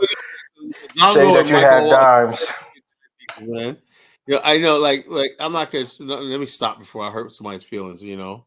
Yeah. What are you gonna say? That Mike is a Nigerian, so he can't pull dimes because they don't like him because he's so black and he's African. Is that what? No. I'm just saying, but I just know what dime piece is like, man. And that nigga's a square. And what they like? They like a collard Genesis. It's a square. I don't know the dime pieces on your platform. I don't know if they're checking you out, Carla. I don't know if that. Do we have any dime pieces on this platform? Yeah, we got a couple of dime pieces. Mystic Dime is a dime piece. You think so? She's educated. She's well spoken. She's spiritual. That don't qualify. Dime piece is a dime piece, man. No, somebody like that could have been. She could have made a great wife for you, Carla. That's your age group. I don't know. I won't say she's your age group. She might be in her like late 30s, early 40s. But you could have married somebody like a Mystic Dime. She could have been an asset to you. There's no dime piece over the age of 35, you know. What, Carla? There's no dime piece over the age of 35. Really? And then piece, you know, he would never get a dime. Eminem is a man. How do you know you never get a dime piece? If Eminem is a businessman, he got a lot of money. He get a couple of dime pieces. You know, come on, man. Let's stop the cat, man. You know, dime. Hey, Mystic Dime has a dime in the name, bro. That's telling you right there. She's a dime. She's a spiritual dime piece. Oh, she got insults for old man. I was just about to say, I think she's beautiful. I love her picture. I think she's beautiful. Dime, I don't know, but I think she's beautiful. Yeah, it's in her name. She's a dime, man. She's a spiritual sister. Man, I love it. She's looking for a good man, but she can't find none of you guys who ready to settle down with a dime piece like her. I think, Carla, you should have went for somebody her age group. Nah. Why should you think I'm insulting her, man? I just said she looked beautiful. I think your picture looked beautiful. Nah, you said you don't think she's a dime. Well, Mr. Dime, you need to come on the platform more often, man. We like your views. We like listening to you. Yeah, she's beautiful. You know, she's beautiful. Very, very beautiful woman. Don't forget your wife is listening, Carla. John Miller got to say. Oh, you kicked Jonathan off and he came back? He dropped off. He's back. Why you kicking me out, Collar, man? That's I did crazy, not kick bro. you out, man. You dropped Why off. you do that, man? I'm just fucking with you. Fine ass. Lie on me. But what do you think? What do you think, Jonathan? Collar saying some shit here. I said Mystic Dime is a dime piece. He said no. He disagreed that you can have a dime piece over the age of 35. She's gorgeous, man. You know. Now you talking shit. Now you try to kiss her ass now, and she ain't having it. She think you're rude. She think you're disrespectful. She ain't feeling you, Collar. Come on up, Mr. Dom. I ain't seen you yet before, honey. She called you an old man, Collar. She said you probably need a V to keep up. How old is Mr. Dom? Mr. Dom is like 39, maybe, just by the face. She's probably like 39, 38. Oh, that's if I'm wrong, you can say it, Mystic Dime. You don't got to tell us your age, but I'm just guessing. I hope I'm not off. I hope I'm not adding more age to her at your age and insulting her there. She said yes, so I don't know which she said yes to. Look, you never talk about a woman's age, man. You never do that. Oh, why not? Why not? Well, she said yes. You're right. You got it right, man. She's like in her 30s. You got it right. Oh, Carla White. Oh man, you got to kick Diddy out, man. He's talking shit about your wife cheating, man. That's not acceptable. Cool. There's a Diddy in the chat. He says Carla wife is cheating. That's out of pocket. Kick him out. Where? Mystic Dom said correct. Damn, you see, I got that connection, bro. I got that spiritual connection. I can tell somebody's age just by looking at her. I told her. No, Mr. Dime is an African American woman. Whatever age you say. What does that mean, Jonathan? Whatever age that you say, and it's a younger one, they're gonna pick that one. They're gonna pick it up. You're right. You're right. You could have been like, she's 22. Could have been like, Jonathan, you bullshitting, man. Stop it. I know my people. Shots fired. 955. Thank you, Mr. Dime. That's true. I know it's true. All right, folks. Well, I got to end the show. If you guys want to jump on and Mr. Dom, you got to end the show, Carla. Mr. Dom, you got to come on to the next show. You coming on tomorrow, Carla? I don't know. I'm so tired now. It's been a long week. I thought you was coming on yesterday, bro. Yesterday's show would have been lit. I partied last night. Stayed with some friends down in North Carolina, and I need some freaking sleep. I gotta be up in the morning and whatnot. So when I get home from work tomorrow night, man, I don't know how tired I'm gonna be. So I don't know. I'll see. I tried to have a show on. Let's see. I don't know. Don't talk about politics. Politics is always going to bring division. I'm not bringing politics, man. People bring up politics when they start. Let's have a positive show, Colin. By the way, Colin, man, we got to get out there and vote one night. That's when it starts, Have a positive show on connecting. We should have a show about all of us and what we work on and what we do and bring evidence of that. All right, no problem. Because I want Zongo to come on up here. Zongo won't say where he works or whatever. My income permit stamper. Bang. Approved. Denied. Like after dumbass and whatnot, we talking about, I work at a place where there's very few blacks. Shut up, But just how you say you work at a place where there's very few Nigerians and Africans, why can't he say that? Right, so it can be true. It might just be a company that doesn't have a lot of black employees. In my state, in Virginia, we don't have a lot of black non-African Americans here. See, so it's on the inside. It's just a matter of fact. Baltimore. It is, but we're the majority here, What happens to be one of the most poorest and low underpaid for people, they might be dragging our numbers down. Goddamn. I wonder who this Diddy guy is. He's clowning now. I don't know who's the Diddy account. I'm sure it's somebody that we knew before. Don't stop. We for sure don't stop, Diddy. Hold on. He said, "Why am I jealous?" Somebody who's jealous of Afro Dumbass. You be talking a lot of shit about Afro Dumbass, man. I invited him to come on the platform to have a conversation. Maybe he was in the back and you guys were just too mad and he probably decided not to come on. He never came. I would. Look, somebody comes up here, I'll put him on. Only people I'll put on is that dude. What's his name? For the family, whatever clown. What happened between you? What happened between you two? Like he always mad at you. I don't. When you start talking all this African this and Caribbeans this, like I don't believe in that shit. As much as Ben Yusuf is kind of like that too. When you let that nigga on the platform, you be talking shit about Africans. That guy sounds like Carla, you wouldn't let Tweet and Sheet on the show? He's gonna basically he's talking like No, he's talking about Afrodamus, not in the Tariq and shit. you know that dude for whatever his name for family whatever For the family. He basically talks like he wants to genocide Africans. There we go again. Zongo going back to his old ways. I thought that nigga said when he came from Las Vegas he had a change of heart. He had an epiphany. And now he's talking shit about the ghettos. What black people talk about? There's black neighborhoods in my city that are freaking safe, man. I don't know what you're talking about. Zongo is the real sly whisperer, man. Zongo, because they got too many of them Ghanaian gangsters in them. That's what I'm saying. Got arrested in New York. Yeah, so and you know, it's like these immigrants coming in, they run down black people for no reason, just slide. Why the black people so bad? Because you're there, motherfucker. You know, all you people from the islands and all these third world shit, y'all there. That's why it's so bad. Carla, there you go. Carla, have. You know, so what do you say, Elvis? Elvis, you went mute.